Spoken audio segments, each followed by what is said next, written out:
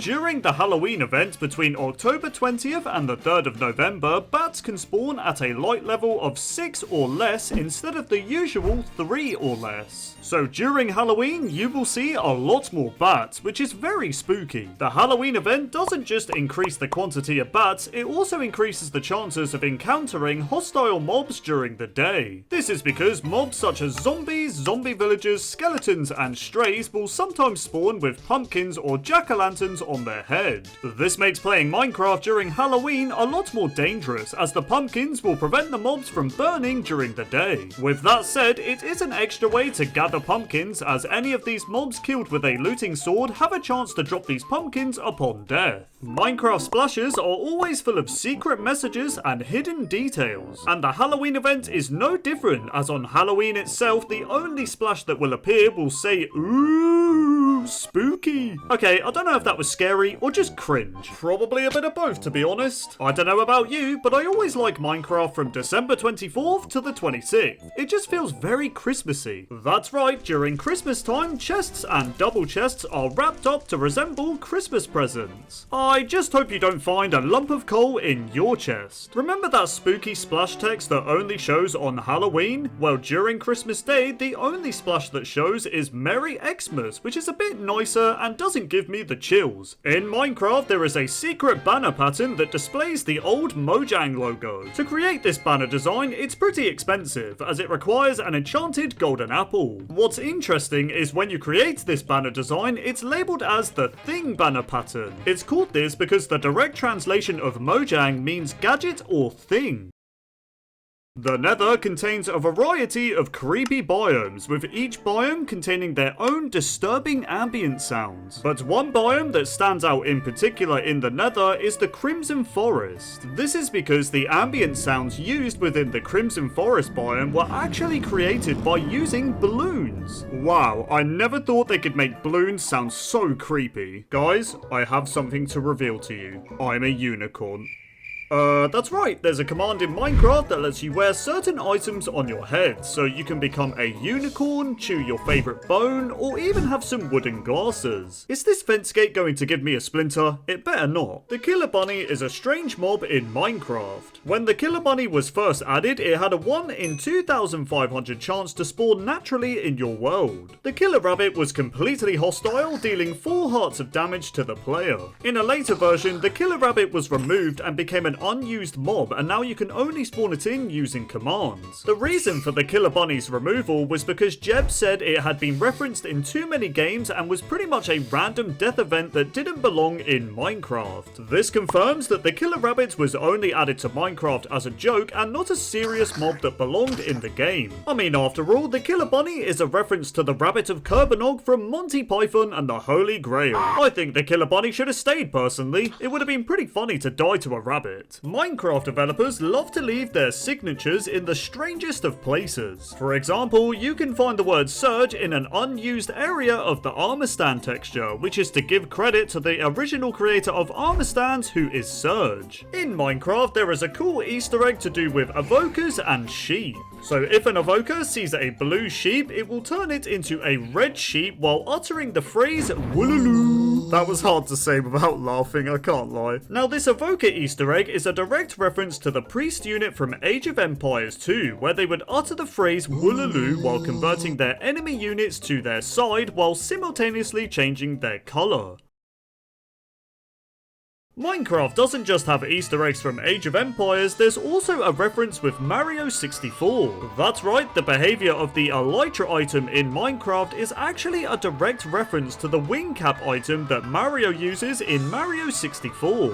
This Minecraft cake is a lie, or at least that's what it used to be. So back in the earlier days of Minecraft, when crafting a cake, you could obtain an achievement that was simply called The Lie. Now, this cake achievement is a direct reference to the cake is a lie catchphrase from the popular video game Portal. Have you ever tried to name a Vindicator Johnny? Well, if you haven't, then don't bother, because they become extremely aggressive and will attack any mob and player within sight. The only exceptions are Illagers and Ghasts. They don't care about them. This name tag Easter egg is a reference to the movie The Shining with the infamous quote, "Here's Johnny, here's Anthony, subscribe." There is a secret rabbit in Minecraft, and no, I'm not talking about the killer bunny. So if you rename any rabbit in your world Toast, then its texture will completely change to this. This texture is a reference to user XYZen420, who asked Ryan Holtz, the creator of Rabbids, to make this skin look like his girlfriend's lost rabbit. This Easter egg served as a nice little memorial for Toast. Next time you're looking at an end crystal, pay close attention to the symbols. At first glance, it just looks like gibberish, but when you take the textures and put them in the correct order, it almost appears as if it's spelling out Mojang. Okay, this one's actually really cool. There's so much detail in this game, man. Minecraft developers aren't the only ones that like to leave their little signatures in the game. That's right, the Ghast mob doesn't have a secret signature with its texture, but with the sound it makes. This is because the sounds Ghast make are taken from C418's Cat, who is the composer of Minecraft's original soundtrack.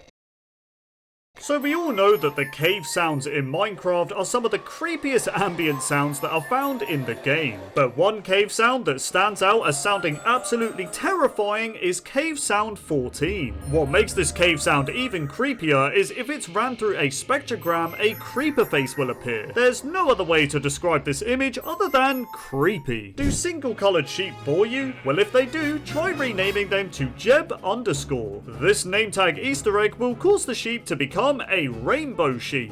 There's no point shearing its wool though, because you won't get a rainbow wool, I promise you. Another name tag Easter egg you can do is if you name a mob Dinnerbone, it flips them upside down. This can also work if you name the mob Grum.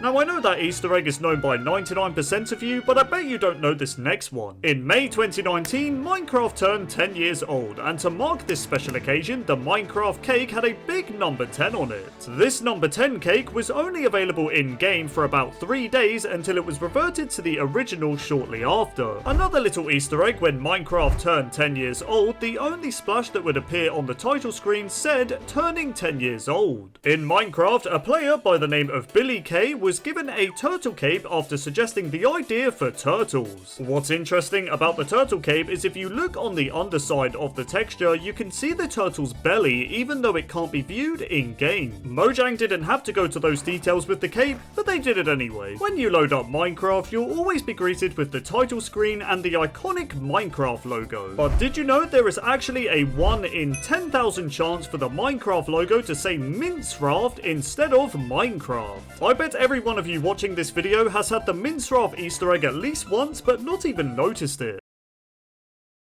Back in the earlier days of Minecraft, in the console edition version of the game, there was a really cool Easter egg in one of the tutorial worlds. So on the TU19 tutorial world, there was an island northeast side of the world that had a remake of Stampy's house from Stampy's Lovely World. Let me know in the comments if you used to watch Stampy. He was a lot of people's childhood YouTuber. Prior to the 1.14 texture update in Minecraft, the Guardian and Elder Guardian had a hidden signature in an unused area of its texture. These signatures simply said Jeb, who is the creator of these textures. Minecraft used to have a special splash text that would only display on June 1st. This splash would simply say Happy Birthday Notch, who was the creator of Minecraft. However, this splash was later removed in version 1.8 due to Notch leaving Mojang in 2014. Another Easter egg related to Notch was all to do with his Minecraft account. So back in the earlier days of Minecraft, when the Minecraft account Notch died in-game, it would actually drop an additional apple upon death along with its regular loot. I guess Notch just really enjoyed apples. Did you ever feel Minecraft and Terraria were connected? Well, in some way, they are. According to Minecraft developer Jeb, bosses in Terraria were a direct inspiration for the Wither. This is because Jeb really liked the idea that you could summon a boss yourself in Terraria, and thus added this feature for the Wither boss in Minecraft. Another way in which Minecraft references Terraria is via a splash text. The splash will simply say, also try Terraria. But it doesn't end there, as in Terraria it can say, also try Minecraft when you play it in windowed mode. This really does show the mutual respect between the two games. Before advancements existed, Minecraft would use achievements. These were very similar to advancements, and whenever you completed one, it would say achievement get. Now to many this probably made no sense, but it was actually a reference to Mario collecting a shine in the Japanese version of Super Mario Sunshine, where it would say shine get. I guess Notch was a Mario fan. Within the text folders of Minecraft there is a file named splashes.txt which contains all the splash text that appear on the title screen of Minecraft. However, there is one splash within the text file that will never appear on the title screen, and it simply says this message will never appear on the splash screen. Isn't that weird? Alright Mojang, you got us. It's definitely weird, okay? In older versions of Minecraft, did you ever accidentally delete the splash.txt file without deleting the meta.inf folder? Well, if you did, then you might have come across the splash text that said missing no on the title screen. Now, if you saw this, your game wasn't broken, as it was actually a direct reference to the infamous glitched Pokemon that was called Missing No. The next time you encounter some bedrock in Minecraft, be sure to pay close attention to the texture. Not really sure why you'd be doing this, but if you look close enough at the bedrock texture, you can actually see a wither face on it. Okay, there is no way Minecraft didn't do this on purpose. Extinguished campfires are great for building bridges or other little build hacks, but these unlit campfires also have a secret hidden beneath them, as if you look close enough you can actually see the face of a cat. Should I be scared looking at this? I'm not sure, to be honest. Does this painting look familiar to you? I mean, I could be wrong, but it sort of looks like Donkey Kong. That's right, this painting is a reference to the Donkey Kong arcade game from 1981. Back in the earlier days of Minecraft, the netherite items actually had much different textures. That's right, in early versions of the Nether update, the netherite tools and armor had a diamond-like appearance to their texture. These old textures were likely a placeholder, which means we now have the netherite items we have today. The image you see on screen is the first ever known screenshot of the Enderman in its early development back in 2011. Now I have to say, when you zoom in on this early Enderman, it definitely looks a lot more ominous and creepy. So we all know in Minecraft today, Endermen will teleport away if they come into contact with water. However, back in the earlier days of Minecraft, in the beta days of the game, Endermen did not attempt to teleport away from water and would instead just die. This meant players, when exploring their world in beta, would find numerous ender pearls in different bodies of water. It was quite sad when you think about it, because every time you'd find an ender pearl in water, you just knew an enderman had died there. So we all know in Minecraft, you can fall from any height in a boat and you won't take any fall damage. However, a bug used to exist in the game where your boat would get destroyed and you would die if you fell from specific heights in the boat. For example, if you fell from 49 blocks tall in a boat, then the fall damage would not be negated and your boat would just get destroyed and you would of course die. But if you fell from, say, 50 blocks in a boat, then nothing would actually happen and it would behave as usual. You could also die if you fell from 111 blocks, 198 blocks, or 310 blocks. So yeah, it was definitely a very weird and specific bug with boats.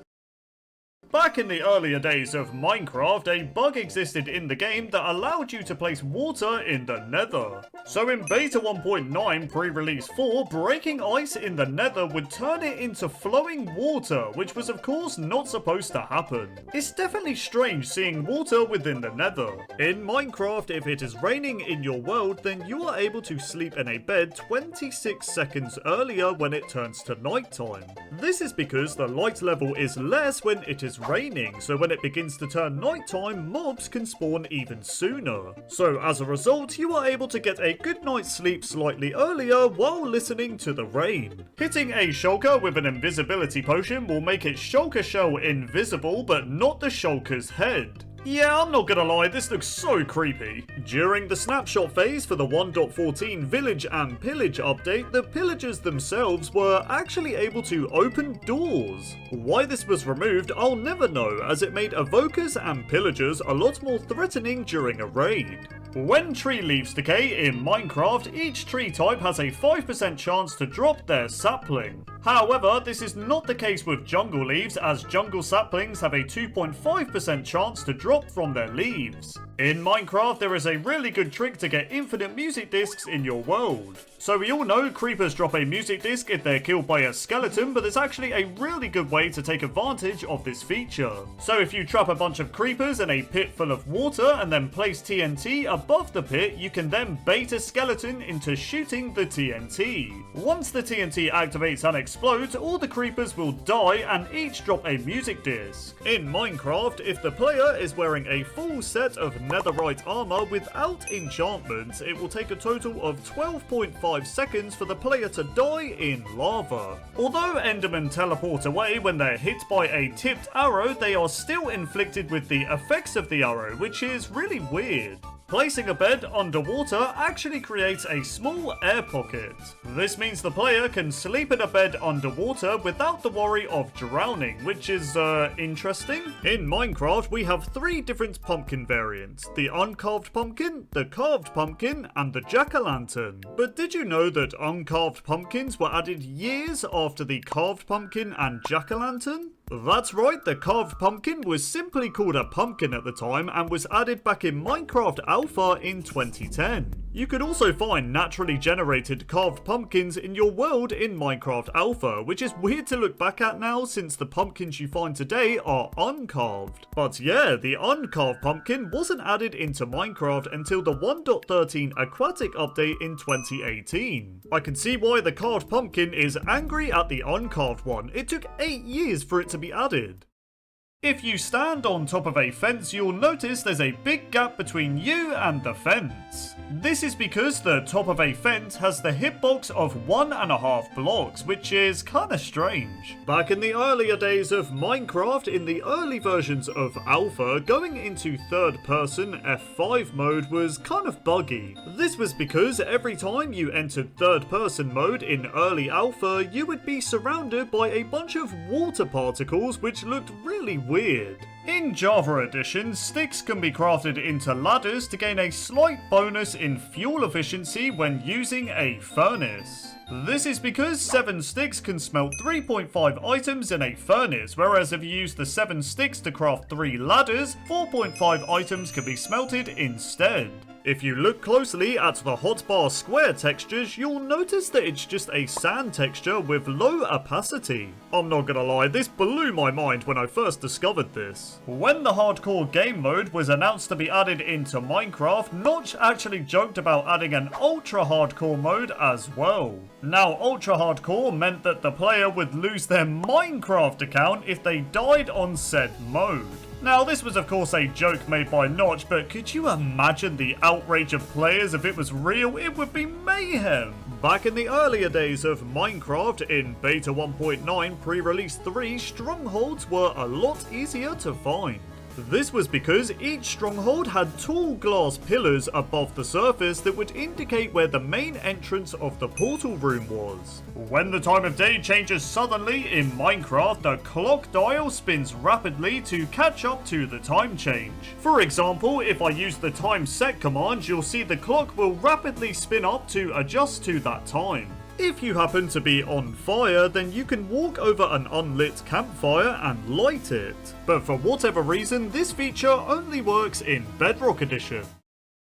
The only reason cakes were actually added into Minecraft is because Notch said he would add cake if Minecraft won the 2010 Indie Game of the Year awards. Spoiler alert guys, Minecraft won the award, which is why we now have delicious cake.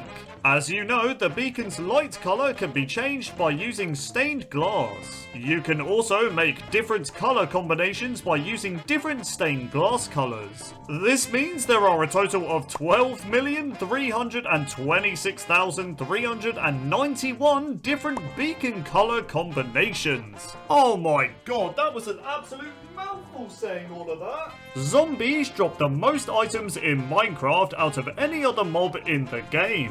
That's right, zombies can drop rotten flesh, iron ingots, carrots, potatoes, baked potatoes, iron shovels, iron swords, and any type of armor they spawn with. Zombies can also spawn wearing a pumpkin or jack-o'-lantern on its head during Halloween. This means they're able to drop the pumpkins upon death as well.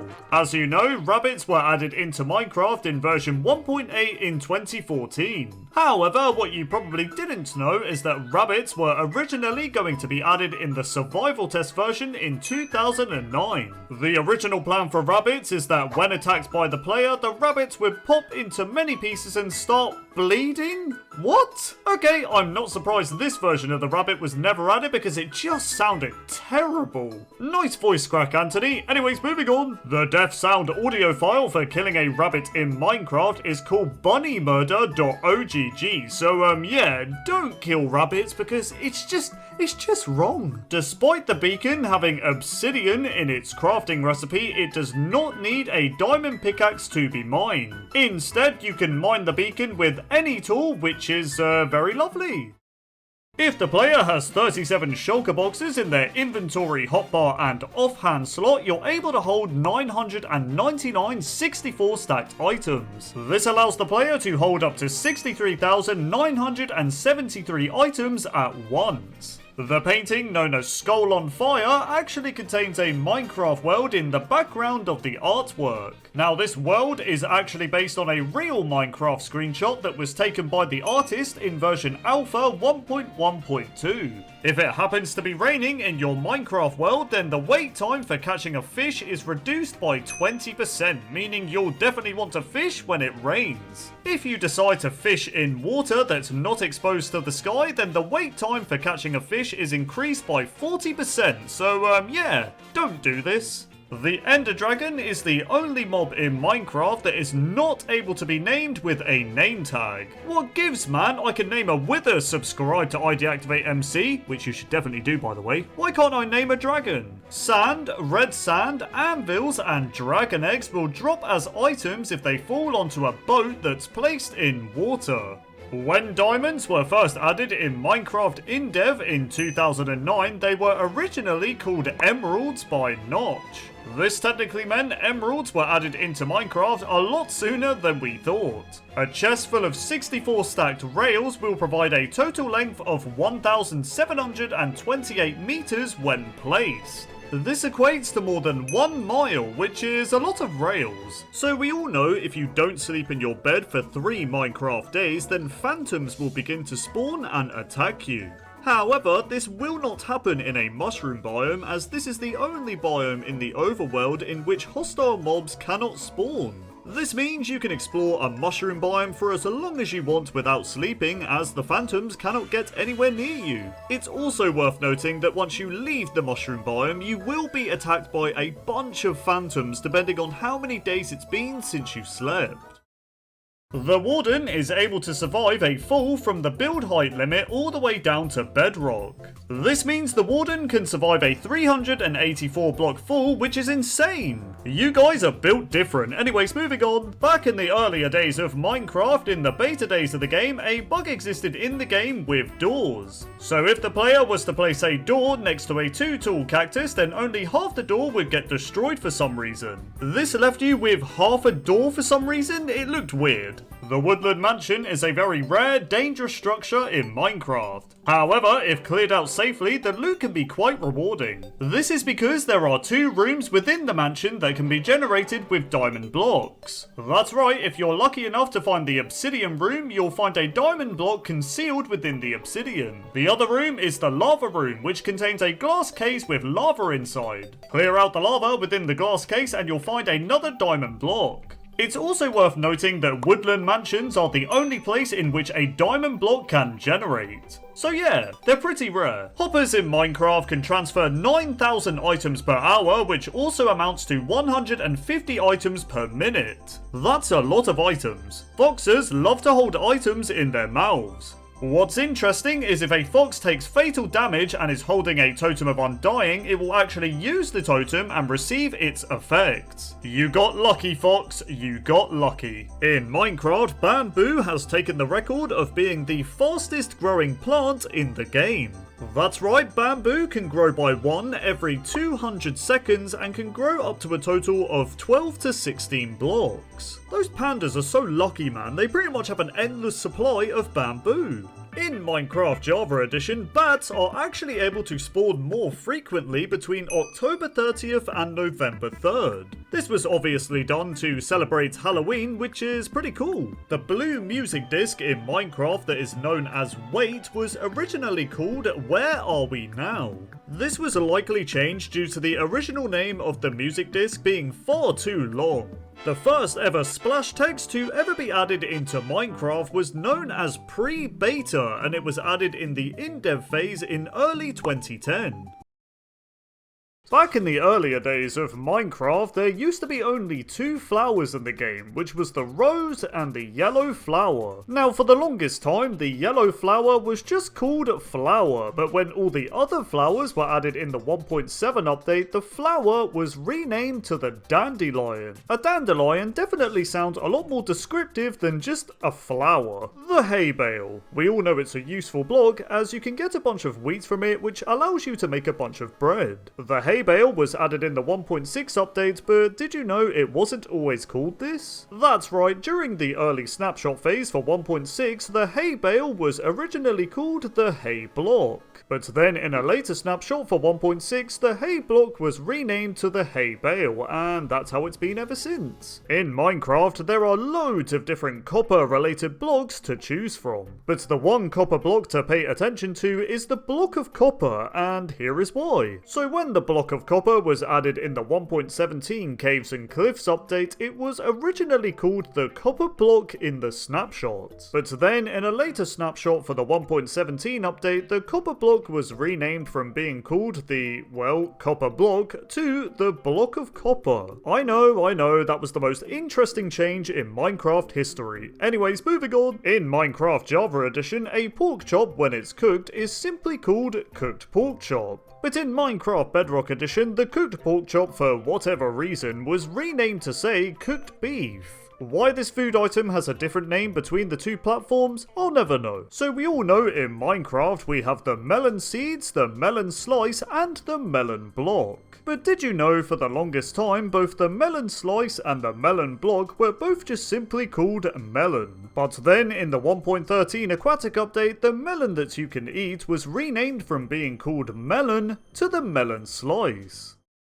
So we all know that turtle scute is used to craft a turtle shell, which can be worn by the player and allows them to breathe underwater for longer. However, did you know that turtle scute wasn't always called this? That's right, when the turtle scute was first added in the 1.13 snapshot, it was originally called the turtle shell piece. But then in a later snapshot for 1.13, it was renamed from a turtle shell piece to simply be called a scute. But it doesn't end there, as in the 1.20.5 update, the scute was renamed to be called the turtle scute, and that's what it's been called ever since. The monster spawner was added into Minecraft in the InfDev phase all the way back in 2010. They were added alongside dungeons, which were the only structure in Minecraft at the time. Now, the only way to obtain the monster spawner in old versions of Minecraft was by using commands, and as you can see, the item name for the block at the time was monster spawner. But then, for whatever reason, in the 1.13 aquatic update, the monster spawner was renamed to simply say spawner. But then, in a random snapshot for 1.19.3, the spawner was renamed back to monster spawner. I guess the name spawner was a bit too boring, so they changed it back. Okay guys, this next item rename is a huge one, because the large chest was renamed to the large chest in release 1.3. That's right, in 1.3, the large chest inventory title was changed to have a capital C, which is a massive change for Minecraft, I know. The Ravager was added in the 1.14 Village and Pillage update. Now, the Ravager is indeed a very scary mob that can mess you up pretty bad, but did you know it wasn't always called the Ravager? That's right, during the snapshot phase for the 1.14 Village and Pillage update, the Ravager was originally called the Illager Beast. Since the Ravager was originally called the Illager Beast, the spawn egg for the mob was also called this. But then in a later snapshot for 1.14, the Illager Beast was officially renamed to the Ravager, which meant the spawn egg was renamed as well. Sandstone was added into Minecraft in Beta 1.2 in 2011, but we didn't get the Sandstone variant until Release 1.2 in 2012. What's interesting is during Release 1.2, Sandstone, along with its variants, did not have unique item names and instead all shared the name Sandstone. It wasn't until Release 1.3 where all the Sandstone variants were given their own unique item names. Now, despite the Sandstone variants receiving their own names in version 1.3, the Smooth Sandstone block was eventually renamed to Cut Sandstone in the 1.13 Aquatic update. This was likely done as another Smooth Sandstone block was added in Release 1.5, where if you smelted sandstone in a furnace, you would get another block called Smooth Sandstone. So yeah, it definitely would have been very confusing if there were two sandstone blocks called Smooth Sandstone. Not only was Smooth Sandstone renamed to Cut Sandstone in 1.13, the red variant of the sandstone block was also renamed. That's right, in the Aquatic update, the Smooth Red Sandstone was renamed to Cut Red Sandstone. Deep Slate is a stone type found deep underground in the overworld, and it functions similar to regular stone, but it takes significantly longer to break. Now, Deep Slate was added in the 1.17 Caves and Cliffs update, but did you know it wasn't always called Deep Slate? That's right, during the early snapshot phase for the 1.17 update, the Deep Slate block was originally called Grimstone. But then in a later snapshot for 1.17, the texture and model of Deep Slate was changed, as well as being renamed from Grimstone to Deep Slate. Now, according to Minecraft developer Brandon Pierce, the reason for changing the name Grimstone to Deep Slate was because the word grim had too many connotations related to a negative feeling. He also stated that the name Deep Slate was eventually chosen because of its location within the world, and it more accurately represented that it is a type of slate. I like that they also stated that Grimstone sounded cooler, because I do agree, I think Grimstone does sound cooler than Deep Slate as block names go, but Deep Slate definitely represents the block a lot better. Wheat seeds. We've all used them, you plant them, and then they grow, and then you make some bread with it. But did you know that the wheat seeds before the 1.13 Aquatic update were just called seeds? Yeah, I know, that's really interesting, isn't it? But yeah, in a random snapshot for 1.13, the seeds were renamed to wheat seeds, and yeah, that's pretty much it. Anyways, moving on, frogs, along with tadpoles and frog spawn, were added in the wild update. But did you know in the experiment phase for the wild update in Bedrock Edition, frog spawn actually had a different name? That's right, instead of being called frog spawn, it was instead called frog egg. But then in a later experiment test build, the frog egg was renamed to frog spawn. But it doesn't end there, because right as the wild update was going to be released for Bedrock Edition, the frog spawn was renamed once again to just be one word, as it was two words before. Carrots were added in the Minecraft 1.4 update all the way back in 2012, and yes, I did say carrots plural, as the old texture used to be a bunch of carrots instead of just a single carrot. This also reflected in its item name, as when the carrots had this texture, it was called carrots in the inventory instead of carrot. But then in a later update for 1.4, the carrot texture was changed to be a single carrot, and the item was renamed from carrots to carrot. Oh my god, how many times did I say carrot just then? Anyways, moving on. The Soul Torch is a blue torch variant that was added in the 1.16 Nether update. But did you know during the snapshot phase for the 1.16 Nether update, the Soul Torch was instead called the Soulfire Torch? This didn't last too long, as in a later snapshot for 1.16, the Soulfire Torch was renamed to the Soul Torch. The same also applies to the Soul Lantern, as during the snapshot phase for the 1.16 update, it was instead called the Soulfire Lantern. The brown mushroom and the red mushroom have been in Minecraft since pretty much the beginning of time, as they were added all the way back in the classic phase in 2009. Now for the longest time, both the brown and red mushroom were just called mushroom in the inventory. But then in the 1.13 aquatic update, the names of the mushrooms were changed to be called the brown mushroom and the red mushroom respectively. So we all know in Minecraft today, the clay ball and the clay block have their own different names. The clay ball is called, well, clay ball, and the clay block is simply called clay. But back in the earlier days of Minecraft, before the 1.16 Nether update, both of these blocks were simply called clay. In the 1.7 update in 2013, Minecraft added a new fish type that you could catch with a fishing rod, and this new fish was the clownfish. Now the clownfish remained mostly unchanged over the years, but this all changed in the 1.13 aquatic update, and here is why. So the 1.13 aquatic update added a bunch of new fish to swim around in the water, and one of the fish types you can find are tropical fish. Now as you know, when you kill a tropical fish mob, it will drop a tropical fish as an item. But did you know this tropical fish item was originally the clownfish, as in the snapshot phase for 1.13, this fish was renamed from clownfish to tropical fish. I mean, I'll be real, whenever I look at this tropical fish texture, I just think of Marlin the clownfish from Finding Nemo. End crystals are entities that are found on top of obsidian pillars. Destroying them helps you defeat the Ender Dragon. End crystals can also be crafted into item form that allows the player to respawn the dragon as well. When end crystals were added all the way back in beta 1.9 in 2011, they were instead called ender crystals. These entities were called ender crystals all the way up to the 1.9 combat update, where they were finally renamed to the end crystals, and that's how they've been ever since.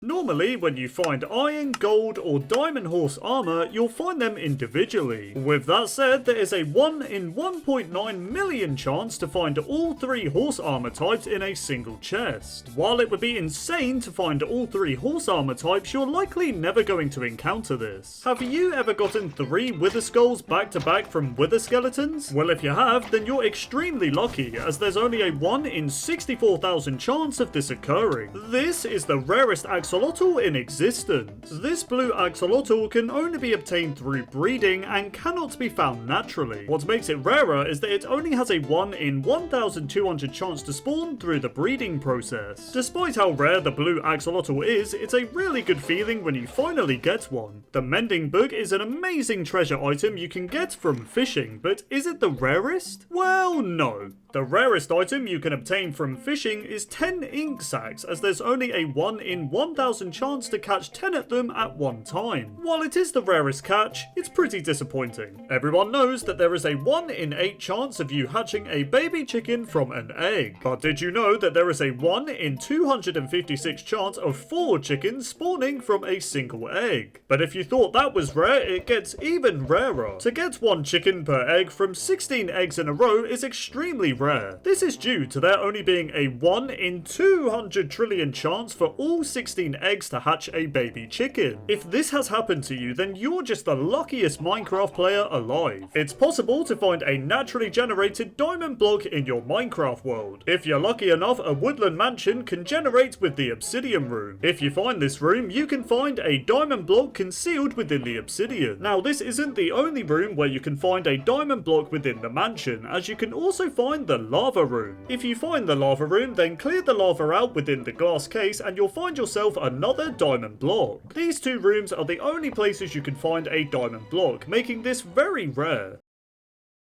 When your Eye of Ender breaks, it's somewhat frustrating, especially if you arrive at the stronghold and no longer have enough for the portal. However, if you're insanely lucky, there is a 1 in 1 trillion chance of the end portal spawning with all 12 Eyes of Ender. Zombies are a very common hostile mob that you're likely to encounter in your world. However, there is a 0.04% chance for a zombie to spawn wearing diamond armor. Let's just hope they're not too strong and end up costing you your diamonds. Have you ever encountered encountered the same Minecraft world twice despite generating a new world? Well, lucky you, as there is only a 1 in 18 quintillion chance for you to get the same Minecraft seed twice. A vast majority of sheep are white. Some are brown, grey, light grey, and black. However, there is also a 0.164% chance of finding a pink sheep in your Minecraft world. But if you thought the normal pink sheep was rare, you should try finding the baby variant. This is due to there only being a 0.0082% chance of finding a baby pink sheep in your world. There was once a time where you could craft enchanted golden apples with 8 gold blocks and an apple. Mojang then completely scrapped this feature as they're now only a rare item you can find in chests. The chance rate of finding an enchanted golden apple ranges from different structures. I'm really craving some soup. If only I had a bowl. I know, I'll just wait for this turtle to be struck by lightning. Yep, there is a chance bowls can drop from turtles when they're struck by lightning, because that's, normal. Pandas are a fairly rare mob, as they can only spawn in jungle biomes with 7 different variants. However, there's one panda that only has a 2.04% chance of spawning, and that is the brown panda. Deep slate coal ore is very hard to find in the overworld. This is because normal coal ore only generates at Y levels 0 and above. This means only a small percentage of coal ore will be the deep slate variant, as deep slate doesn't start generating until Y levels 7 and below. An ore that's even rarer though is deep slate emerald ore. In fact, this ore is so rare that it's taken the record of being the rarest ore in Minecraft. Despite how rare this ore is, you'll never believe what this Reddit user found. While exploring a mineshaft, user Infinity Stone stumbled across deep slate emerald ore and regular emerald ore next to each other, which is just insane. Wait, you thought that was rare? Well, how about finding 4 deep slate emerald ores in a single chunk? That's right, this Reddit user managed to stumble across 4 of these deep slate emeralds in the corner of a chunk. This might be the rarest ore find in the history of Minecraft. You wouldn't think it, but large ferns are pretty rare, as you can only find them in Tiger Village chests, only having an 18% chance of spawning. So if you manage to find a large fern in item form without shearing, then you're pretty lucky. Not sure why you would want to do this, but fair enough. Obtaining the dragon egg from the Ender Dragon is quite an achievement. This egg soon begins to feel even more valuable as it's considered the rarest block in Minecraft. Back in the earlier days of Minecraft, the rarest biome in the game was the modified jungle edge. This biome was a variant of the jungle biome that only covered a millionth or 0.0001% of the Minecraft overworld. In other words, if you found this biome, you were extremely lucky. We've all seen apples and saplings drop from tree leaves, but have you ever seen them drop from the same leaf block? If so, you're pretty lucky, as there's only a 0.00025% chance of this occurring. The rarest mob you can ever find lives in Minecraft Bedrock Edition. The mob I'm talking about is the baby husk wearing full diamond armor that's holding a sword while riding a brown panda. And how rare is this mob? Well, it only has a 3.427 trillion chance of spawning, so good luck with that. Have you ever found a fossil structure? Yeah, me neither. So as of the 1.18 update, there are 2 types of fossils you can find. One fossil will generate with coal ore between height levels 0 and 320, while the other fossil can generate with diamond ore between levels -63 to -8. Not only that, but fossils only have a 1 in 64 chance to generate per chunk, making them the rarest structure in Minecraft. Mushroom Islands are a pretty rare biome you can find in your Minecraft world. But have you ever encountered a mushroom biome that isn't an island but is in fact landlocked? If you have, then you are insanely lucky. While it's a possible event, it's not really supposed to happen. Speaking of the mushroom biome, let's talk about the mushroom cows themselves. Typically, these cows are very red, but there is also a chance of coming across a brown mushroom. This event can only occur when a regular mushroom has been struck by lightning. Actually, that's not strictly true, as there's also a 1 in 1024 chance to breed a regular mushroom mushroom to get a brown variant. Back in the earlier days of Minecraft, cocoa beans were a very rare and difficult item to come by. This is because cocoa beans at the time could only be found in dungeon chests, only having a 50% chance to spawn in them. I honestly don't miss this feature. You wouldn't think bells are a rare item as you find them in every village. However, finding a bell in item form is a lot harder as there's only a 1.4% chance to find one in a ruined portal chest. These things are so obnoxious, man. The Spider Jockey is a very rare and old school mob as it's been in the game since the alpha days. With only a 1% chance of it spawning, it was for the longest time the rarest mob in the game. Nowadays we have much rarer mobs, but the Spider Jockey will forever remain iconic. Huge mushrooms are tree-like structures made of mushroom blocks. Now a huge mushroom's height is normally between 5 and 7 blocks, but there's a really small chance to find mushrooms at twice the height. That's right, if you're lucky enough you might have a Minecraft world that contains a huge mushroom that's up to 13 blocks tall. Just look at it, man. I could cry at how beautiful this looks. During the Halloween event, there is a 2.5% chance you can come across zombies, skeletons, and a few other mobs wearing pumpkins on their heads. It looks a bit goofy if you ask me. It's always fun to find a dungeon with a spawner, but could you imagine finding a triple spawner? Well, Reddit user Hurricane Husky was exploring when they found a triple interconnected dungeon. You're definitely gonna have a very powerful XP farm having all 3 of these spawners. It's pretty normal by Minecraft standards to find a bed, but did you know it's possible to find half beds? This event is very rare as it's usually a bug with the world generation. Some players have even found double half beds. Back in the earlier days of Minecraft, a bug existed in the game when it came to grass. So within your world there was a grass variant you could encounter that was extremely rare, and it was known as snowy grass. This only occurred when an enderman picked up a grass block with snow on top and placed it back down again. Now the chances are you probably never encountered this bug as there was only a 0.0001% chance of it happening. I have to say though, this snowy grass did look really weird. The poisonous potato is the most useless item in Minecraft. However, it's also quite rare, as you only have a 2% chance of getting this potato. Though I'm not really sure you'd want to get this anyway because, you know, poisonous? Minecraft rabbits are pretty cute, right?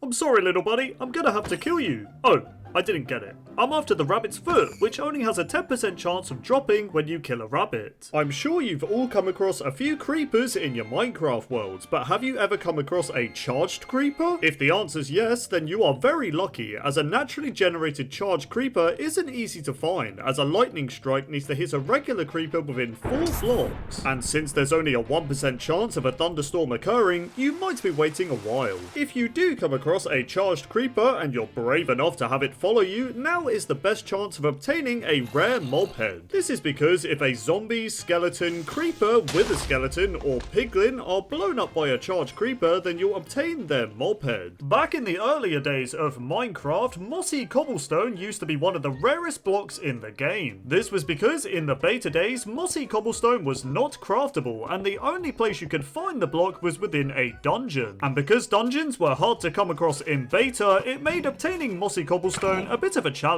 We all know this sound.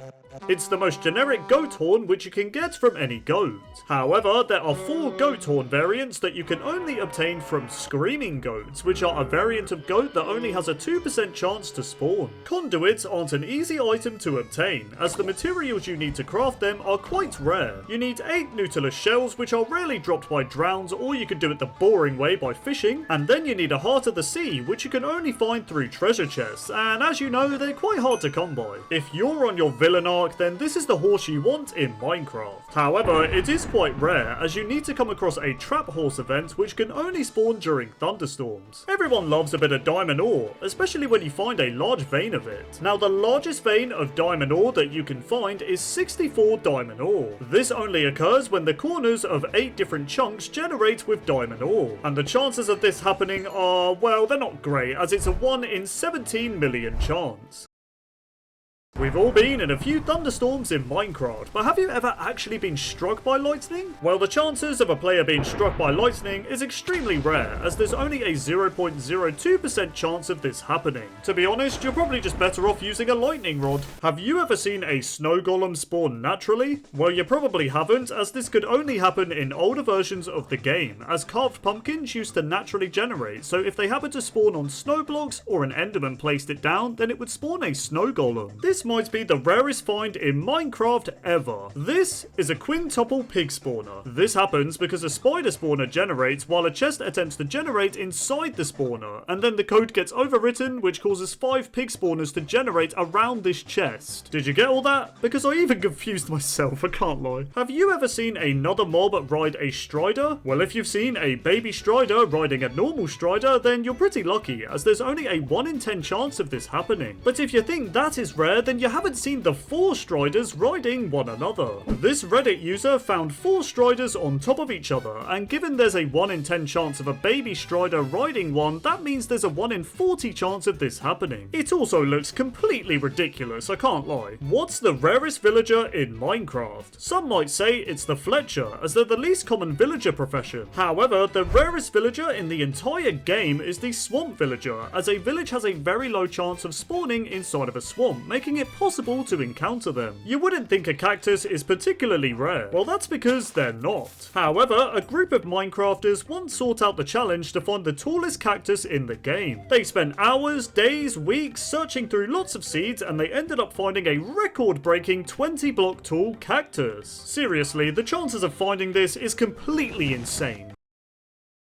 Sandstone. We all know the block. It makes up most of a desert temple structure, and there's a cool sandstone block with a creeper face on it. So sandstone was added into Minecraft in version beta 1.2 in early 2011. But did you guys also know a mod for sandstone existed in the alpha phase of Minecraft in 2010? That's right, in alpha version 1.2.6, a player known as the Building Duck created a small little mod that simply added sandstone into Minecraft. Just like vanilla Minecraft, the sandstone from the mod was still crafted with 4 sand, and it used this texture right here, which looks drastically different to the sandstone we have today. Now Notch, the creator of Minecraft, liked the sandstone mod so much that he decided to add sandstone into vanilla Minecraft, but with a much different texture than the one from the mod. The ender chest is a type of chest that interconnects with other ender chests in your Minecraft world. This means the items you put in the ender chest can be accessed from any other ender chest in the world. Additionally, only you can see your items in the ender chest, whereas other players cannot, but I'm sure you guys already knew this. Anyways, before the ender chest was added in 2012, a mod used to exist called the Ender Storage mod. So this mod contains its very own ender chest, and it looks like this. So the ender chest from the Ender Storage mod functions the same as a normal ender chest in vanilla Minecraft, except both ender chests will open when you go to place items in one of them, which is pretty cool to be honest. Another cool thing you can do is color code your ender chests if you only want specific ender chests to connect with each other. So for example, if I put lapis dye on 2 ender chests but not the 3rd chest, then only the 2 chests with lapis will be connected with each other, which is really cool. But yeah, the ender chests we have in Minecraft today were heavily inspired by the ender chests from the Ender Storage mod.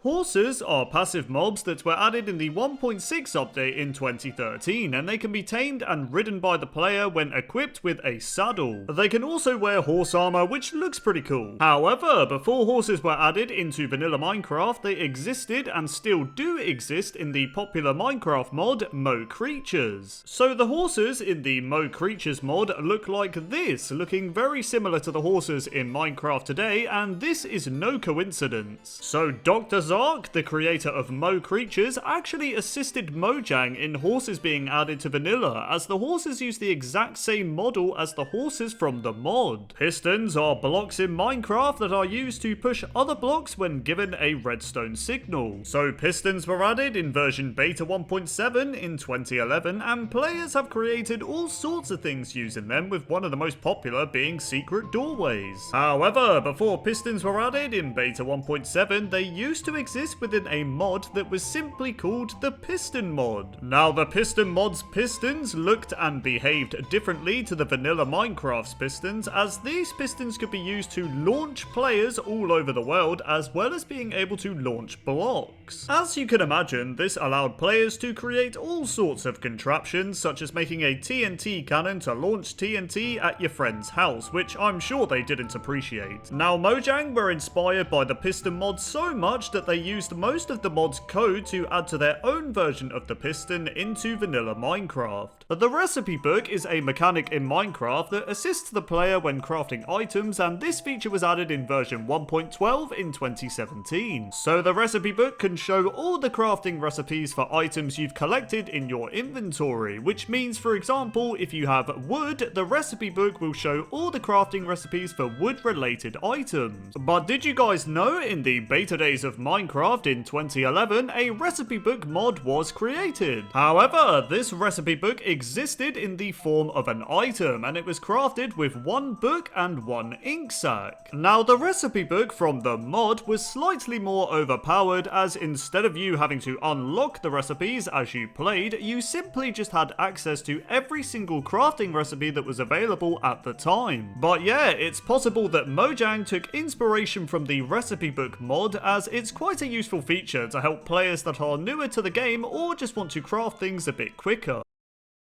Smooth Lighting is a lighting engine in vanilla Minecraft that the player can toggle on and off. The purpose of Smooth Lighting is to smoothly blend light levels and shadows across each block to give the game a semi-realistic feel. However, back in the earlier days of Minecraft, Smooth Lighting didn't exist, so lighting across each block looked a bit rough. So before Smooth Lighting was added into vanilla Minecraft, a mod known as the Better Light mod existed, and it pretty much did the same thing as Smooth Lighting, and this was no coincidence. So the creator of the Better Light mod is known as Mr. Messiah, and he assisted Mojang in adding Smooth Lighting in the Beta 1.3 update in 2011. This was done by Mr. Messiah providing his code from the Better Light mod and giving it to the Mojang employees to add into vanilla, and as a thank you, Mojang gave Mr. Messiah a unique cape which looks like this. Parrots are rare tameable mobs that can be found in jungle biomes, and they were added in version 1.12 in June 2017. Parrots are tamed with wheat seeds, and the player can make the parrots sit down and sit on the player's shoulders. But best of all, the parrots can dance to jukeboxes, which is one of the best features ever added to Minecraft. However, did you guys also know that parrots used to exist within a Minecraft mod called the Exotic Birds mod? So this mod was created in roughly 2012, and this mod of course contained parrots, and they looked like this. Now, just like vanilla Minecraft, these parrots spawn in jungle biomes and can also be tamed by the player, but by using pumpkin seeds instead. You can also right click on a parrot to make it sit down, follow the player by flying, and follow the player by walking. In vanilla Minecraft, if parrots aren't in sitting mode, they'll always follow the player by flying or by teleporting to them. Another similarity between the mod and vanilla with the parrots are the textures. So the mod has a red and yellow parrot, vanilla has a red and yellow parrot. The mod has a blue and yellow parrot, vanilla has a blue and yellow parrot. So yeah, it's safe to say that Mojang might have taken a bit of inspiration from the parrot in the Exotic Birds mod.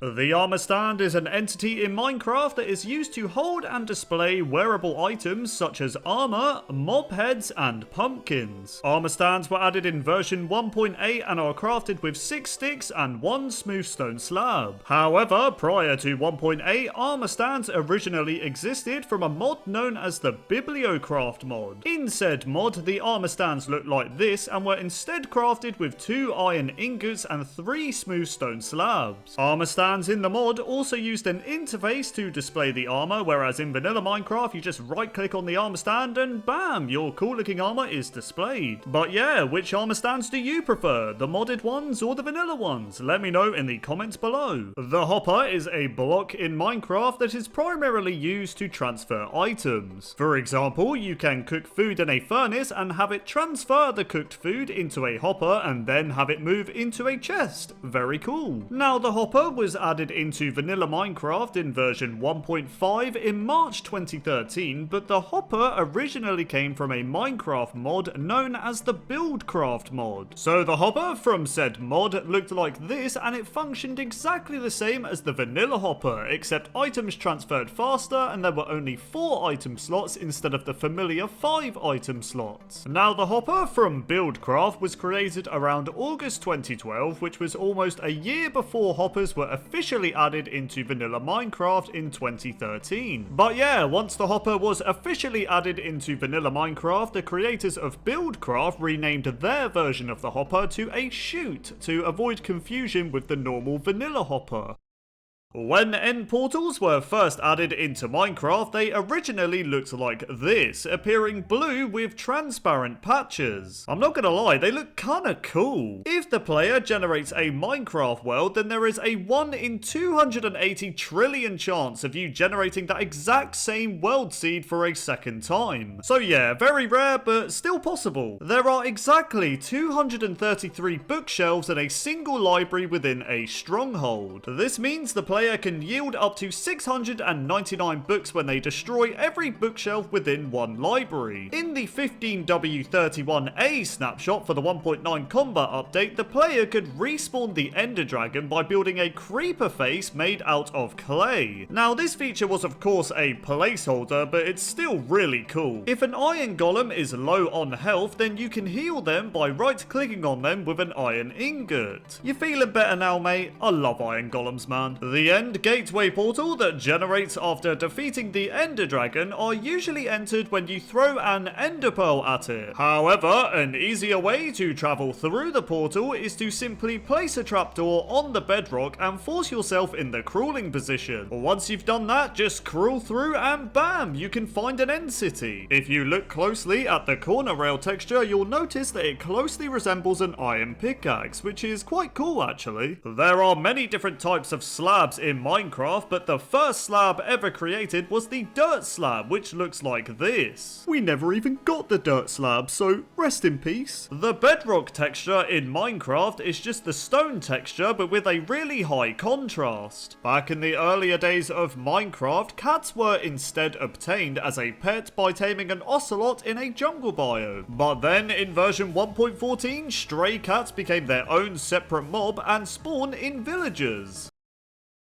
Back in the earlier days of Minecraft, in the early versions of Minecraft in dev, items used to stack up to 99 instead of stacking up to 64 like they do today. When TNT was first added into Minecraft, you could activate it by just simply punching it. On April Fool's Day, on April 1st, 2014, every player had their Minecraft skin replaced by a villager skin, as you can see, which looked really funny. Unlike tiny slimes, tiny magma cubes can actually deal damage to you, as you can see. If a cauldron is left outside while it's raining, then it will actually slowly fill up with water, as you can see. Destroying obsidian with only your fist takes 4 minutes and 10 seconds to do, and unfortunately I had to do this for the sake of the video, and I wish I didn't.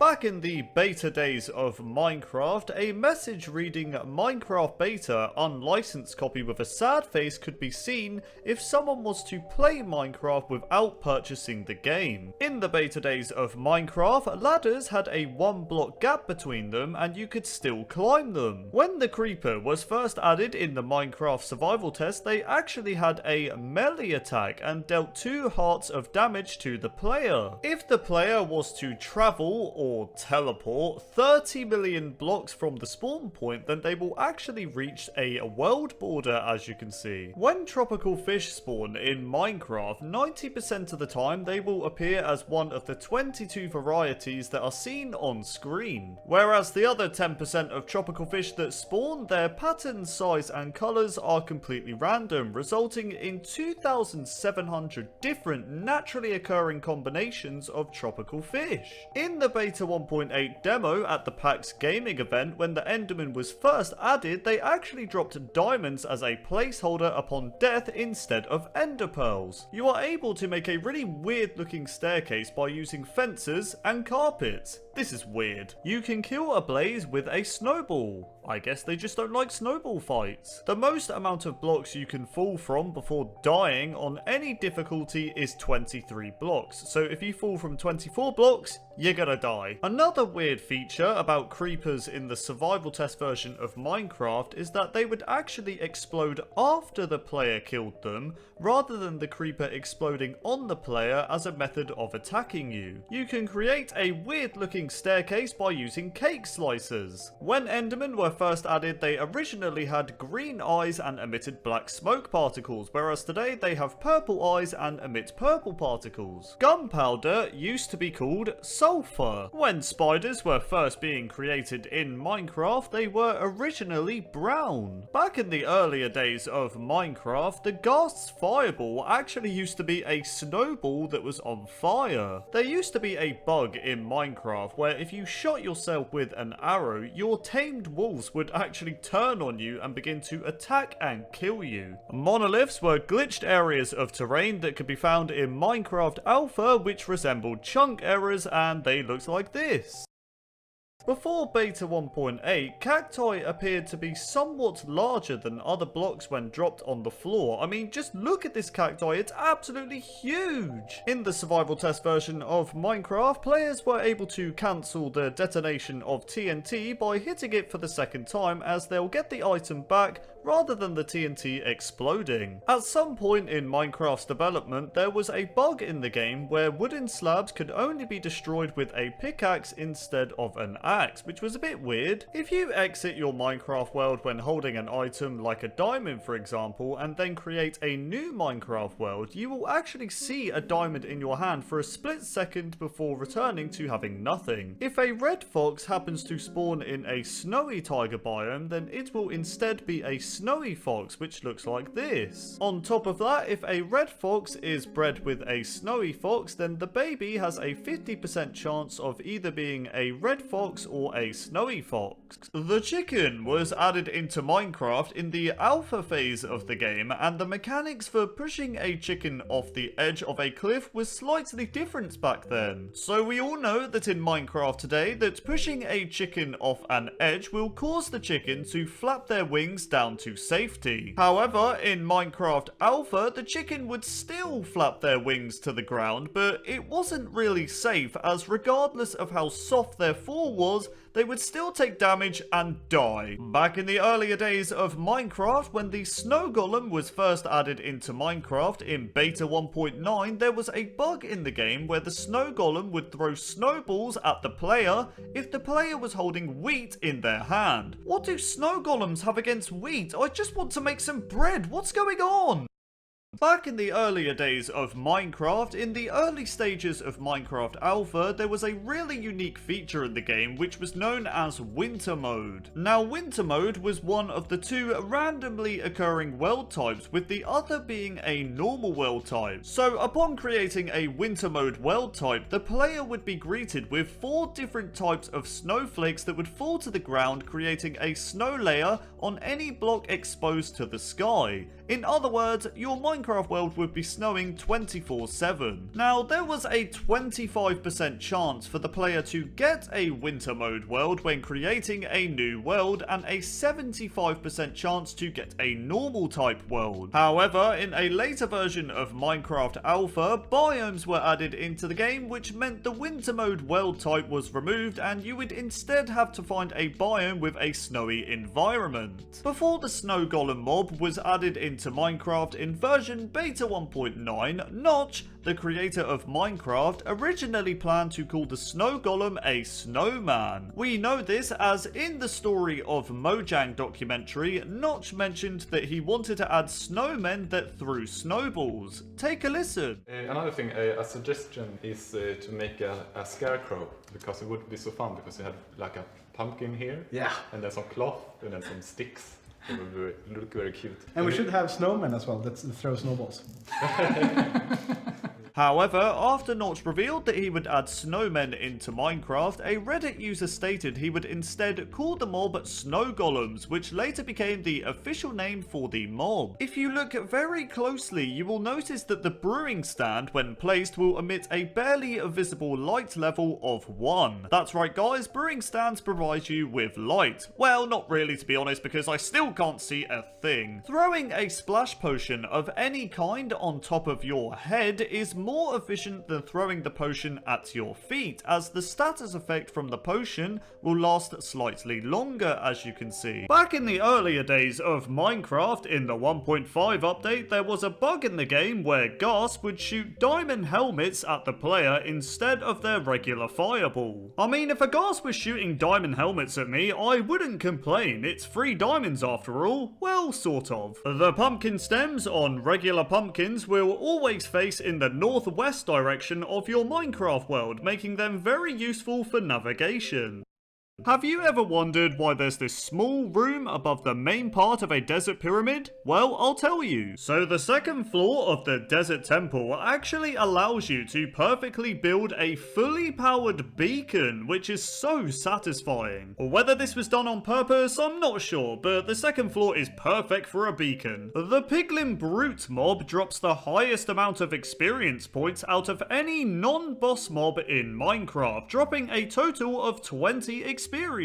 I mean, I should hope so. These guys are so annoying to kill. The bobbing animation that the Strider makes while walking was initially created by accident. However, the developers thought it was, quote, quirky and fun, so it was added as a feature. In Minecraft, there is currently a glitch in the game when it comes to shields. So if you hold up a shield while entering a nether portal, then something very strange will happen. So once you are in the nether, your shield will always be in use, even when you're not right clicking on it to hold it up, which is very useful. This is because you can still sprint and use your weapons while the shield is protecting you, so yeah, a very good glitch. If a fox attempts to pounce and kill a chicken in a snow biome, then the fox can get stuck in snow. You okay there, fox? It looks like you could do with a bit of help. A safe and effective way to get ender pearls from endermen is to trap them in a boat. This is because once the enderman is trapped in the boat, they cannot teleport away, which means you're just free to kill them for the ender pearls. I'm not gonna lie, I feel a bit bad. I'm sorry, enderman. Back in the earlier days of Minecraft, slimes were not given the ability to swim, so whenever they entered the water, they would just slowly sink to the bottom and eventually drown, which made me very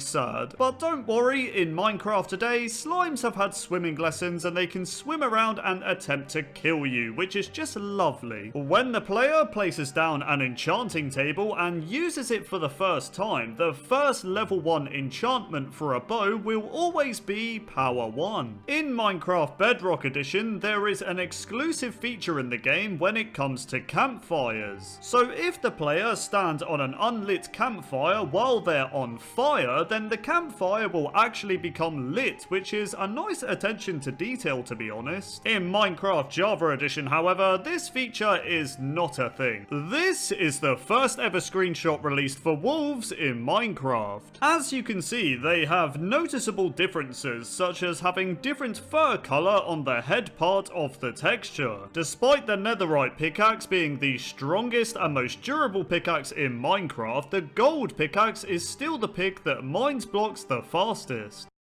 In Minecraft, it is actually possible to get out of the world border by using boats. Just simply place a boat next to the world border, get into the boat, and bam, you'll be outside the world border. Be careful though, because you might die. Back in the earlier days of Minecraft, in the early versions of Minecraft in dev, the crafting table block was not yet added into the game. So did this mean players could not craft items at the time? Well, not exactly. So in dev, if you you press the B key on your keyboard, you would open a 3x3 crafting interface as if you were using a regular crafting table. Additionally, when you opened your regular inventory at the time by pressing I, you'll notice that there's no 2x2 crafting grid to craft smaller items. So yeah, despite there being no physical crafting table in Minecraft InDev, you could still craft items by pressing B. So we all know that if you hit a zombified piglin, then things will get a little bit crazy, as all the other zombie piglins will become hostile towards you. And if you ask me, that's not fun at all, it's just very scary. However, if you manage to kill a zombified piglin in one hit, then the rest of them won't become aggro towards you, which is a very relieving feeling. Yeah, that's right, I bet you had no idea that I killed your mate just a few seconds ago. Anyways, let's just move on before he thinks I'm sus. If a creeper is inflicted with a potion effect and proceeds to explode, it will leave behind a lingering form of said potion, which in my case is poison. In Minecraft multiplayer, if your friend crouches by the ocean, then the water itself becomes see-through when you look through your friend's name tag, which is rather strange. Thanks for the help, Derpy Whale. I'm able to see underwater a lot easier. Wait, speaking of water, get back in the water, you're a whale. In Minecraft, you are able to create snow golems underwater, but it's a pretty pointless task as they'll just instantly start dying. I'm sorry mate, I had to do it for the purpose of the video, please forgive me. However, for some reason, you are not able to create iron golems underwater, even though the spawn concept is the same as a snow golem. What gives, man? I'm just staring at a pumpkin. This isn't what I want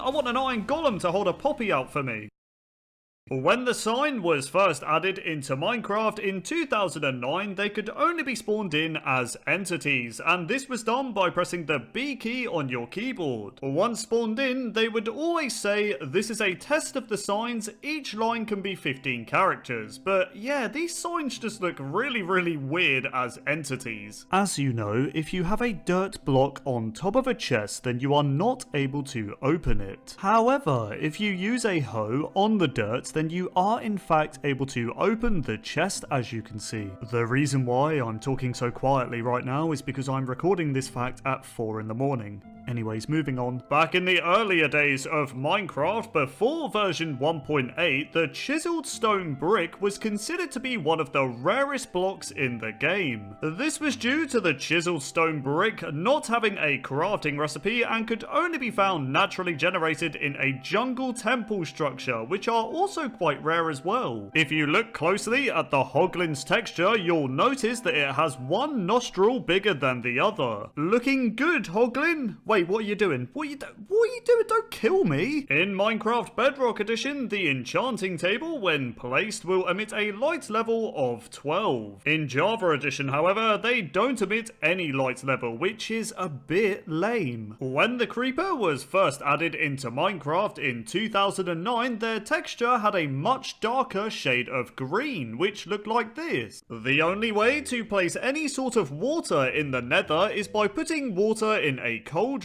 Not sure why or how this is possible, but fair enough. If you throw a trident with the loyalty enchantment while having a full inventory, then the trident will just follow the player around. Iron golems are not able to drown in water. You okay there, mate? I think he's fine. Putting an armor stand on top of a fence will cause the armor stand to float, which looks rather strange. When the endermite was first added into Minecraft in version 1.8, they used the exact same model as the silverfish mob, but was just a different color. The feature of players being able to crawl in one block gaps was actually created by accident. However, Mojang liked this accidental feature so much that they decided to keep crawling in the game. Back in the earlier days of Minecraft in beta 1.8, a bug existed in the game in creative mode. So for some reason, players were able to hit mobs with their sword from a very long distance away, which was just a little bit weird. I mean, just look at this. How is this even possible? Grass paths are a great way to hide your items in Minecraft, as you can transport items into hoppers through the grass path due to them not being a full block. Brown mushrooms are unique as they will emit a light level of 1, whereas red mushrooms mushrooms do not emit anything. If gravel falls onto soul sand, then the gravel will break. You can reduce a creeper's detection range by 50% if you are wearing a creeper head. I guess the creeper thinks you're one of them. Oh wait, never mind, he still wants to kill me. The crafting recipes for boats are the only recipes that can be unlocked in the recipe book without having any items. All you do is just simply jump into water. When Minecraft became 10 years old, all cakes in the game had a number 10 on it, which looks like this. Bats will still fly away from the player if they are under the invisibility effect. I mean, bats in real life have amazing hearing, so it makes sense.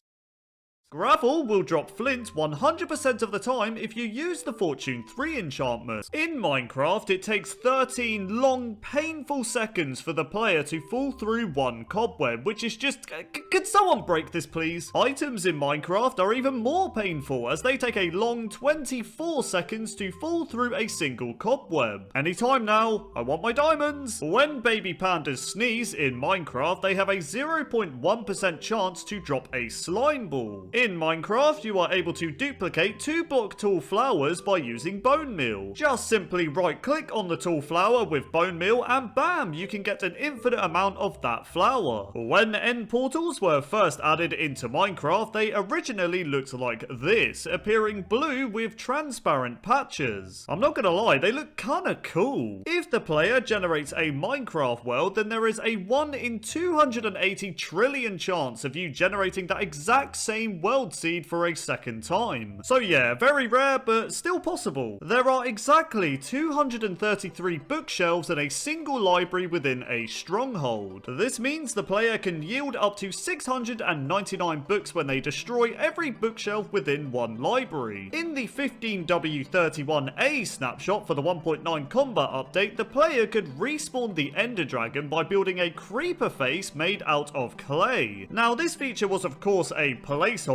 but it's still really cool. If an iron golem is low on health, then you can heal them by right-clicking on them with an iron ingot. You feeling better now, mate? I love iron golems, man. The end gateway portal that generates after defeating the Ender Dragon are usually entered when you throw an Ender Pearl at it. However, an easier way to travel through the portal is to simply place a trapdoor on the bedrock and force yourself in the crawling position. Once you've done that, just crawl through and bam, you can find an end city. If you look closely at the corner rail texture, you'll notice that it closely resembles an iron pickaxe, which is quite cool actually. There are many different types of slabs in Minecraft, but the first slab ever created was the dirt slab, which looks like this. We never even got the dirt slab, so rest in peace. The bedrock texture in Minecraft is just the stone texture, but with a really high contrast. Back in the earlier days of Minecraft, cats were instead obtained as a pet by taming an ocelot in a jungle biome. But then in version 1.14, stray cats became their own separate mob and spawn in villages. In the snapshot phase for the 1.9 combat update, a glitch existed when it came to boats. So if the player placed a boat on a slime block, waited a few seconds, then got into the boat, you would be launched up into the air. Also, the longer you waited to get into the boat, the higher you would be launched, which was so cool. This is the first ever screenshot for a Minecraft stronghold structure. As you can see, the stronghold looks rather different and has also generated on the surface, which is quite a change to the strongholds we have today. If you look closely at your hotbar in Minecraft, you'll notice that each slot is using the sand texture. I won't lie, this blew me away when I first noticed this. When the Killer Bunny was first added into Minecraft, it had a 1 in 2,500 chance to naturally spawn in your world. However, nowadays it's just an unused mob and you can only spawn it in using commands, which is a bit of a shame to be honest. If you smelt a wet sponge in a furnace, then put a bucket in the furnace, then the bucket will be filled with water when the sponge is finished smelting. Back in the earlier days of Minecraft, in the alpha and beta days of the game, skeletons used to hold their bows like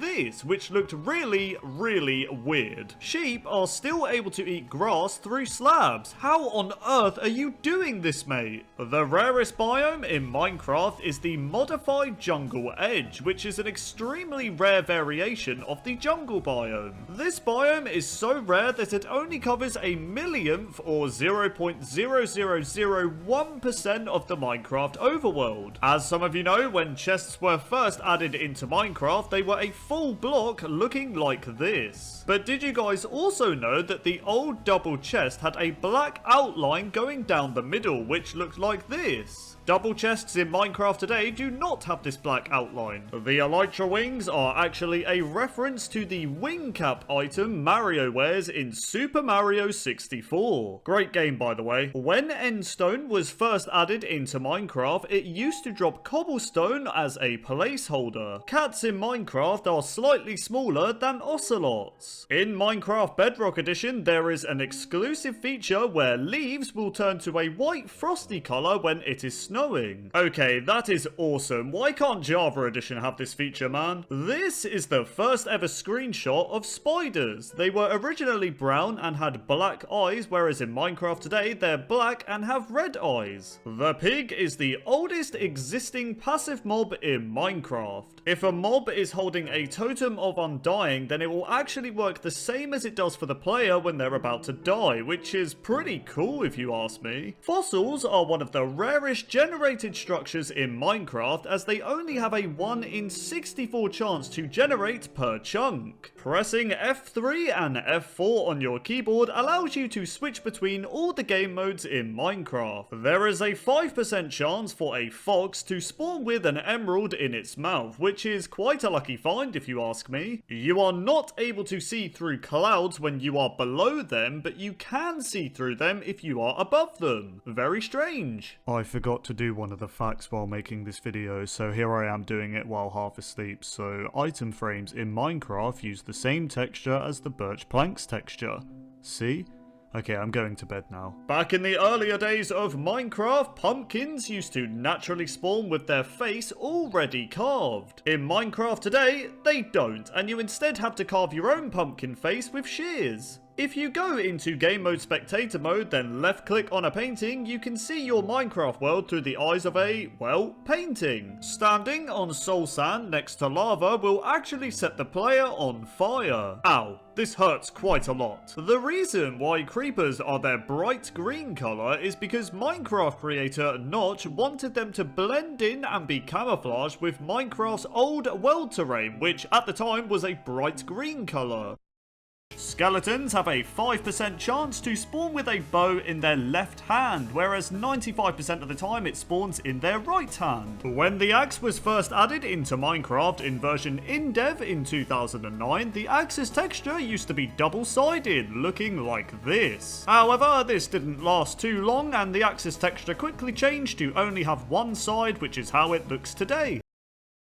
The only seed number Minecraft doesn't let you use in the seed generator is the number 0. Trying to generate a seed using the number 0 will just generate a random number seed, whereas if I use the number 1 seed, for example, it generates a world using the seed number 1. Very interesting. During the development for the 1.9 combat update, an item called the Quiver was planned to be added, and it looked like this. Now, the Quiver was intended to be used as an easier way to hold your arrows in Minecraft, but this idea was abandoned. When villagers were first added in the Minecraft Beta 1.9 update in 2011, a strange file could be found in the game files. Now, that file was this weird Steve and villager hybrid looking skin which looked like this. Now, I'm going to assume Mojang maybe used the Steve skin as a preset to design the villager mob, but let's just move on because the villager Steve looks really creepy and I don't want to talk about it anymore. Moving on. So we all know that when an animal dies to fire, it drops its cooked variant of the food. However, when an animal dies to a campfire, it drops the raw variant of the food, which is rather strange to be honest. The crawling feature in Minecraft uses the exact same animation as the swimming animation, and both look awesome. The Unbreaking 3 book appears in both the Tools tab and the Weapons tab in the Creative inventory. The music disc 11 will play for exactly 1 minute and 11 seconds. seconds. In version 1.14.4, there was a glitch with boats where each jump you made on top of a boat, full damage was added for when you walked on land. So for example, if I jump 4 times on top of the boat and then walk on land, I will take 2 hearts of damage. So yeah, with this glitch you could essentially kill you or your friend by jumping on boats. The default color for a tamed wolf is red. However, in version 1.8, the default color for a tamed wolf was changed to orange for some reason.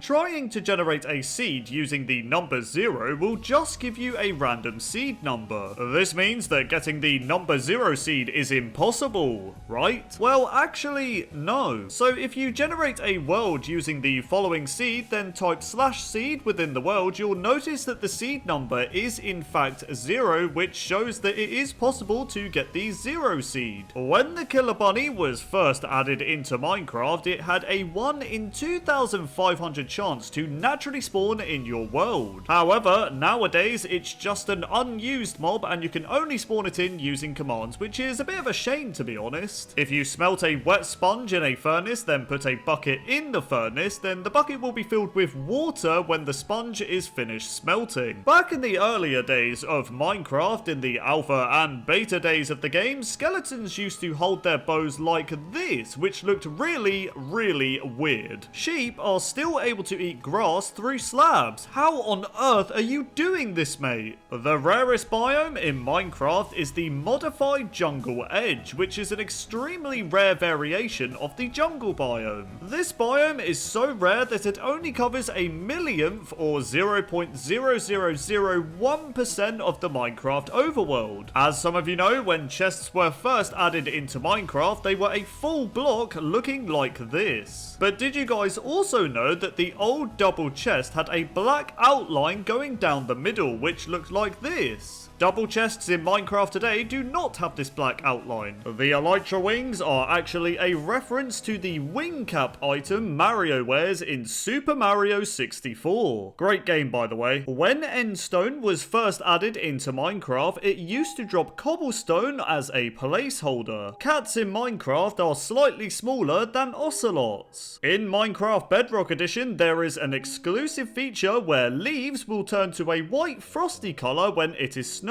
Okay, that is awesome. Why can't Java Edition have this feature, man? This is the first ever screenshot of spiders. They were originally brown and had black eyes, whereas in Minecraft today, they're black and have red eyes. The pig is the oldest existing passive mob in Minecraft. If a mob is holding a totem of undying, then it will actually work the same as it does for the player when they're about to die, which is pretty cool if you ask me. Fossils are one of the rarest generated structures in Minecraft, as they only have a 1 in 64 chance to generate per chunk. Pressing F3 and F4 on your keyboard allows you to switch between all the game modes in Minecraft. There is a 5% chance for a fox to spawn with an emerald in its mouth, which is quite a lucky find if you ask me. You are not able to see through clouds when you are below them, but you can see through them if you are above them. Very strange. I forgot to do one of the facts while making this video, so here I am doing it while half asleep. So item frames in Minecraft use the same texture as the birch planks texture. See? Okay, I'm going to bed now. Back in the earlier days of Minecraft, pumpkins used to naturally spawn with their face already carved. In Minecraft today, they don't, and you instead have to carve your own pumpkin face with shears. If you go into game mode spectator mode, then left click on a painting, you can see your Minecraft world through the eyes of a, well, painting. Standing on soul sand next to lava will actually set the player on fire. Ow, this hurts quite a lot. The reason why creepers are their bright green color is because Minecraft creator Notch wanted them to blend in and be camouflaged with Minecraft's old world terrain, which at the time was a bright green color. And finally on our list, the Ravager uses the same sounds as a villager, but they're more low and grumpy. Cheer up, mate. Wait, don't kill me! Fences are blocks in Minecraft that all of you have probably used at least once. Now, fences were added in Minecraft Alpha in 2010 and are currently crafted with 4 wooden planks and 2 sticks. But did you guys know from Alpha to Release 1.7, the fence was originally crafted with 6 sticks, which was a little bit more simple. It wasn't until version 1.8 in 2014 where the fence recipe was changed to the one we have today. Which fence recipe do you prefer? Let me know in the comments. The anvil is a block that allows players to repair items, rename items, and add enchantments to items. Anyways, anvils were added in version 1.4 in 2012 and are currently crafted with 3 iron blocks and 4 iron ingots. However, when the anvil was first added, it was crafted with 6 iron blocks and 1 iron ingot, so it was a lot more expensive on iron, so I'm kinda glad they changed it. Arrows. We see them at least once in our Minecraft world, whether it's killing creepers with a bow or being killed by an aimbot skeleton. Now, the arrow was added in the Minecraft survival test in 2009 and is currently crafted with 1 feather, 1 stick, and 1 flint. However, back in the earlier days of Minecraft, in the in-dev phase of the game, arrows were instead crafted with 1 feather, 1 stick, and 1 iron ingot. It wasn't until Minecraft Alpha where the arrows crafting recipe was changed to the one we have today.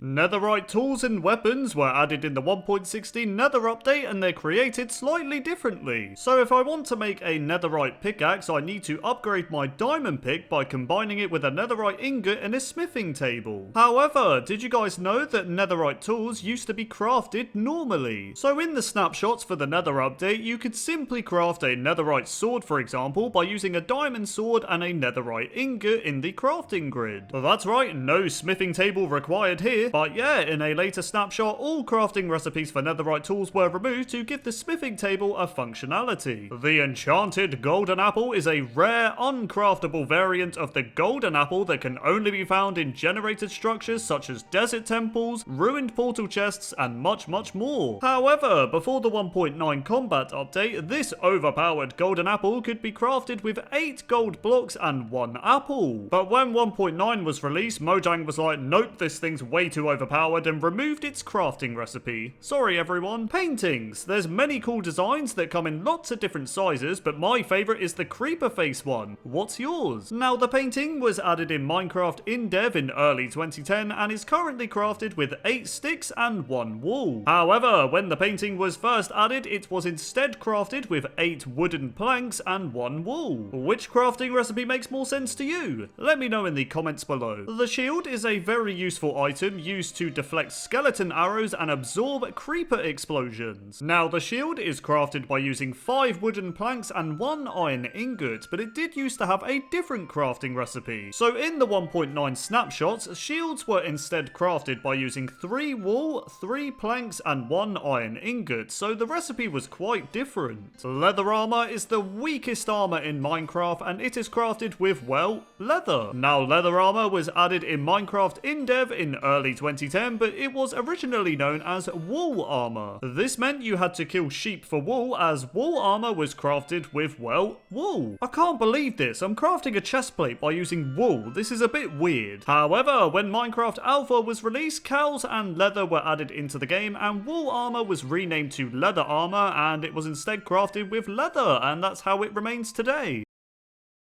Just like the tools, netherite armor was also added in the Nether update. And once again, just like the tools, netherite armor is created when you upgrade your diamond armor in a smithing table. Now, you guessed it, netherite armor in the 1.16 snapshots were instead craftable by using diamond armor and a netherite ingot. Don't mind me just crafting a netherite chestplate in a crafting table like you do. But yeah, in a later snapshot, this role was given to the smithing table. Anyways, moving on. The enchanting table is a block that allows players to spend their XP to enchant tools, weapons, books, and armor. Now, the enchanting table is crafted by using 4 obsidian, 2 diamonds, and 1 book, but it hasn't always been crafted like this. So when the enchanting table was first being developed, it looked like this and was instead crafted with 4 cobblestone, 2 diamonds, and 1 book, so it was a lot less expensive. The regular golden apple has had multiple different crafting recipes. So currently, in Minecraft today, the golden apple is crafted with 8 gold ingots and 1 apple. However, when the golden apple was first added in Minecraft InfDev, it was crafted with 8 gold blocks and 1 apple. But then in version 1.1, the golden apple's crafting recipe was changed to be crafted with 8 gold nuggets and 1 apple, which made them very easy to craft. Then finally, in version 1.6.1, the golden apple's recipe was changed to be crafted with 8 gold ingots and 1 apple, and that's how the recipe remains today.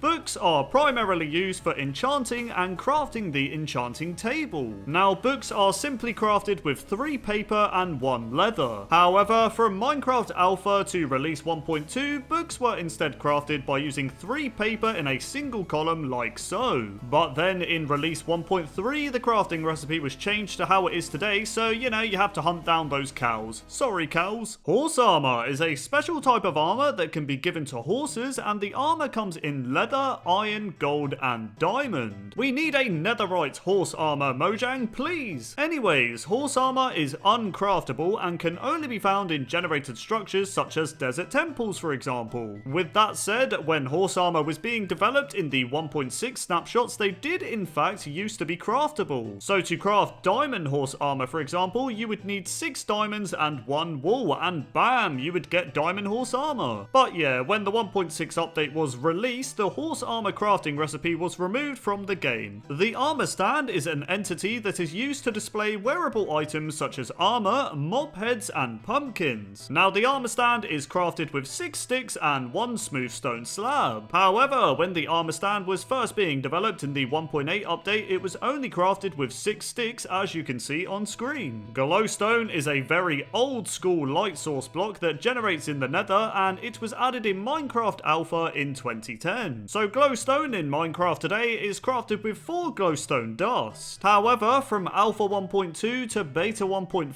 glowstone was instead crafted with 9 glowstone dust, so it was slightly more expensive. The ender chest is a chest in Minecraft that prevents your quote-unquote friends from stealing your items, as only you can see the items that you put in the ender chest. Now, the ender chest is crafted with 8 obsidian and 1 eye of ender, but it was not always planned to be crafted like this. So when ender chests were first suggested to be added into Minecraft on Reddit, they were suggested to be crafted with 8 wooden planks and 1 ender pearl. But yeah, when Minecraft developer Jeb added ender chests into Minecraft, he altered the crafting recipe to use the recipe we have today.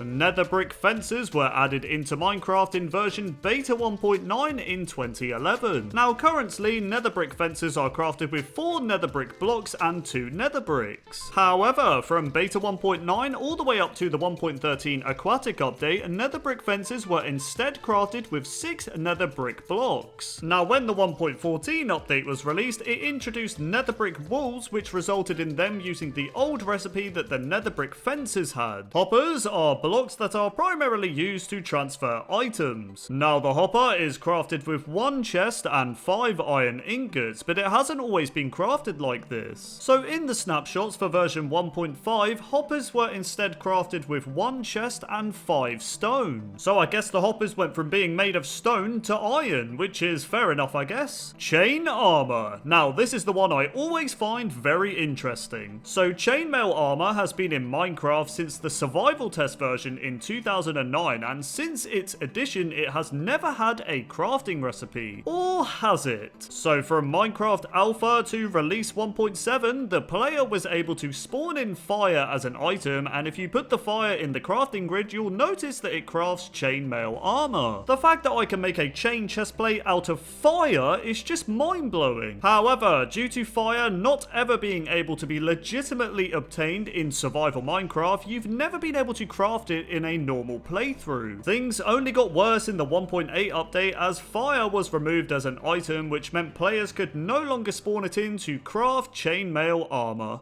Parrots on Bedrock Edition are cooler than Java parrots. This is because parrots on Bedrock will dance on your shoulder when a song is playing. On Java, they just kind of sit there and mind their own business. Come on parrots, do something. This is a Bedrock sheep, and this is a Java sheep. Can you tell me what's different about the two sheep? Well, Bedrock sheep have the wool color around their faces, but the Java sheep do not. This actually looks really weird. Another odd feature with sheep on Bedrock is when they're sheared, they'll have colored patches on their body that's based on their wool color. On Java, they have patches, but it will always be white. Maps have a very unique feature on Bedrock Edition, as empty maps can be used to locate players, which is called the Empty Map Locator. On Java, this feature doesn't exist, but it should. What makes a Bedrock turtle more special than a Java turtle? Well, on Bedrock, they're actually called sea turtles, but on Java, they're just plain old turtles. Foxes on Bedrock actually stand a chance, as they have double the health compared to Java. On Bedrock, foxes have 10 hearts of health, but on Java, they only have 5. The hardest game mode in Minecraft is of course Hardcore. It's a simple premise, you only get 1 life and you're set to the hardest difficulty, but on Bedrock Edition, Minecraft Hardcore doesn't even exist. I guess that's one thing us Java players have over Bedrock. Don't mess with an Endermite on Bedrock Edition, as they will attack Endermen without any hesitation.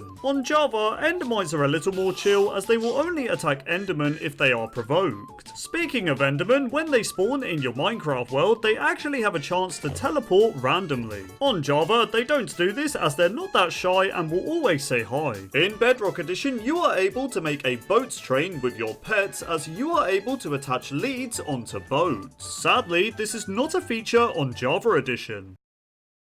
Pistons look a little different in Bedrock Edition compared to Java. On Java, the extended piston arm is quite thin compared to the chunky Bedrock version, and the animation is different as well. Another difference is that pistons on Bedrock are capable of pushing certain tile entities such as hoppers or chests. I'm sure many redstoners on Java are jealous of this feature. Fishing rods in Bedrock Edition are way stronger than Java's fishing rods, as they have 6 times the durability. Bedrock has 384 durability, whereas Java only has 64. With that said, there is a drawback to fishing in Bedrock Edition, as you are unable to catch any tropical fish or puffer fish in any jungle biome. Java crossbows are better than Bedrock crossbows. This is because crossbows on Java have 465 durability, whereas on Bedrock it's only 464. Yep, you heard me, there is a 1 durability difference. Bedrock swamps are a little more exciting compared to Java, as you're able to find naturally generated giant mushrooms within the biome. These mushrooms actually really suit the biome. Desert wells are far more common in Bedrock compared to Java, as they have a 1 in 500 chance to generate per chunk, but in Java it's a 1 in 1000 chance. That's annoying for us Java players, as desert wells actually have a purpose in 1.20 now. Have you ever had trouble looking through igloo windows on Bedrock Edition? Well, I'm not surprised, because the igloos on Bedrock actually used packed ice for windows instead of regular ice on Java. Leaves in Bedrock Edition are really interesting, as if they generate in a snowy related biome, they'll begin to appear frost colored if it snows. Java Edition seriously needs this feature, man, it's so cool. Searching for jungle temples is almost a bit pointless, as they don't really offer anything valuable. In Bedrock, they're also harder to find, as they only have a 3 out of 14 chance of generating, while in Java it's a 3 out of 7 chance.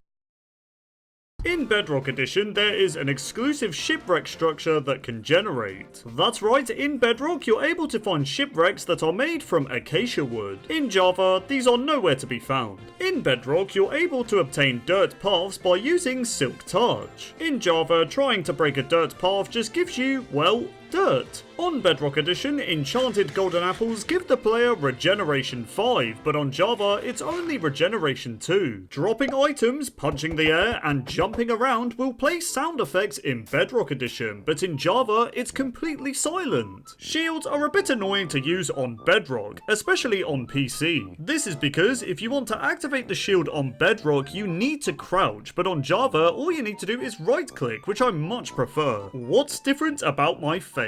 That's right, I just blinked. This doesn't happen on Java, but it does on Bedrock. Steve's eyes must be so dry on Java, man. On Bedrock Edition, when bone meal is used directly on flowers, it will spawn the same type of flower nearby. In Bedrock Edition, the fence gate as an item is missing the holes on its texture. Seriously, how did Mojang miss this one? It looks terrible. Bedrock can't seem to have complete textures, but what they do have instead are 3D fishing bobbers. Seriously, these bobbers look so much cooler than the Java ones, which are only 2D. There's a special potion type on Bedrock Edition that doesn't exist in Java. This potion is called the Decay Potion, which gives a player the withering effect. Us Java players all know that raw beef is called steak when it is cooked. In Bedrock, raw beef is just known as cooked beef. Bit boring, but fair enough. Java players should be jealous of Bedrock's cakes. This is because cakes in Bedrock can stack up to 64, whereas in Java you can't even stack 1. Java players will just have to physically stack them like this. Wool in Bedrock Edition is somewhat fireproof because if you attempt to use it in a furnace it won't do anything and can't smelt items. In Java, however, wool can be used as fuel in a furnace.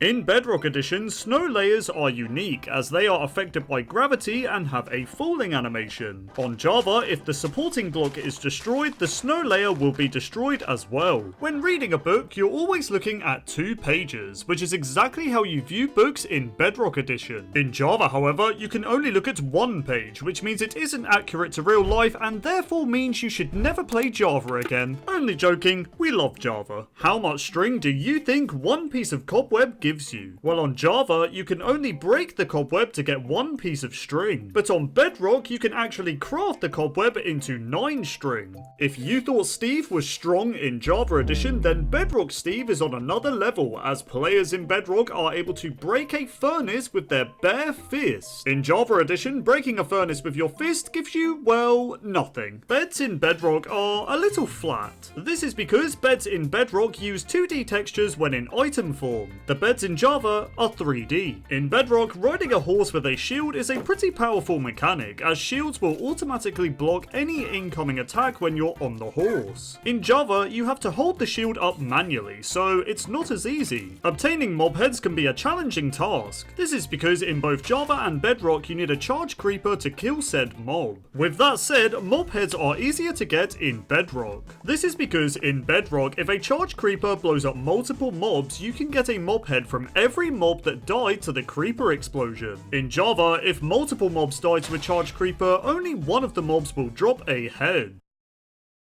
Boats and minecarts have a very odd feature in Bedrock Edition, as you are able to name these items with a name tag and they'll display the name above them when they're placed. In Java, this feature is nowhere to be found. In Bedrock, when a nether portal generates in mid-air, they'll always generate with netherrack in the surrounding areas of the portal. In Java Edition, it's a lot more dangerous as these portals can only generate with a tiny bit of obsidian, so be careful. Eating cake in Bedrock is a lot funnier than Java, as when you consume each slice, you'll always make a burping sound. I'll be real, I'm a grown man laughing at a burping sound in Minecraft. What is wrong with me, man? Rails in Java Edition are much stronger than the ones in Bedrock, as they cannot be destroyed by water. Rails in Bedrock, however, hate water, as they'll instantly be destroyed on contact. Bedrock Edition is cursed, as at night time when there is a full moon, cats have a 50% chance of spawning as a black cat. In Java Edition, this cannot happen, so you don't have to worry about a bunch of black cats giving you bad luck. I mean, let's be real, do you even believe in all this bad luck stuff anyway? On Bedrock Edition, you might want to turn your weather sounds down, as it still uses the old rain sound effects. Any old school Java player will remember this rain sound, as it was ear-piercingly loud back in the day. Maybe it's time for Bedrock to update their rain sounds to match Java Editions, as it's much calmer. Salmon in Java Edition are a little one-dimensional, as they're always the same size when they're spawned. In Bedrock, however, salmon comes in different sizes when spawned. I want the bigger salmon, I'm hungry. When you kill a mob in Java Edition, XP orbs will instantly drop. But on Bedrock Edition, you have to wait until the mob fully disappears before the XP orb will appear. Come on, hurry up, I want my XP. As you know, playing on peaceful mode prevents hostile mobs from spawning. For example, if you attempt to spawn a Vindicator, Evoker, or Piglin Brute in Java, they instantly despawn. spawn. But in Bedrock Edition, for some reason, it is possible to spawn these 3 mobs.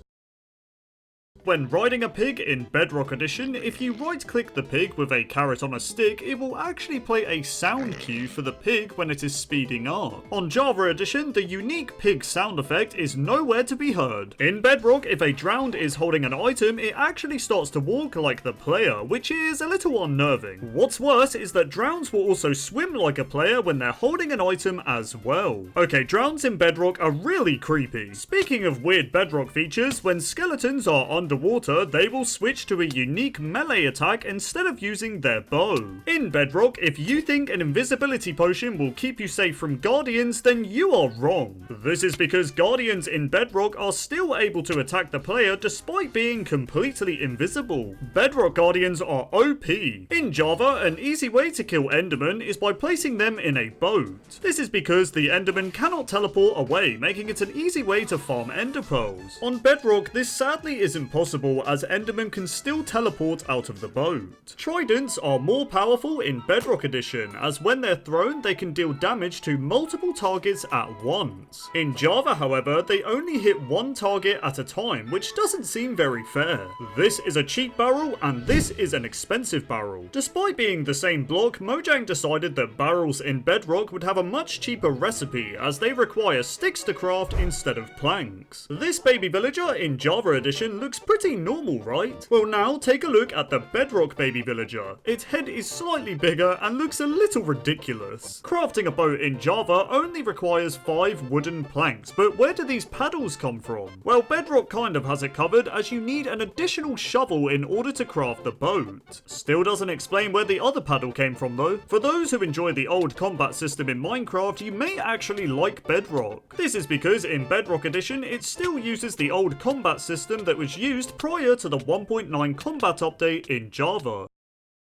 In Java, we've all gone to the Nether roof at least once. I mean, it's great for traveling and building incredibly powerful farms. But sadly for you Bedrock players, you are not able to build on top of the Nether. If you enjoy variety in your Minecraft seeds, then you're more likely to get it on Java Edition. This is because there is 18.4 quintillion possible seeds to get on Java. On Bedrock, however, there's only 4.2 billion possible seeds to get, so the chances of seeing the same seed twice is significantly higher. Bedrock Edition seems to enjoy blinding the player as if it were real life. This is because if you stare into the sun on Bedrock, it causes the darkness effect. On Java, however, you can stare into the sun with no consequences to your eyesight. Do you like using your offhand in Java? Well, in Bedrock, you can basically forget about this feature, as there's only a select few items that can be placed into the offhand slot. In Bedrock Edition, when a parrot is fed a cookie, they don't instantly die like they do in Java. Instead, they slowly die from poison, which seems like a much harsher fate. I'm not sure what Mojang did here, but cows in Bedrock Edition run significantly faster than they do in Java. This happens when the player is holding wheat in their hand. I guess cows in Bedrock are just much more eager. Java Edition lacks a feature that Bedrock has: fallen trees. Why Java doesn't have falling trees is very strange, as it would be quite simple to implement and they look really cool. Surviving a super flat world in Bedrock Edition is much harder than Java Edition, as village structures do not generate at all. This is a flat world, not to be confused with a super flat world. That's right, in Bedrock they're called flat worlds, and in Java they're called super flat worlds. Does that mean one world is flatter than the other? Who knows?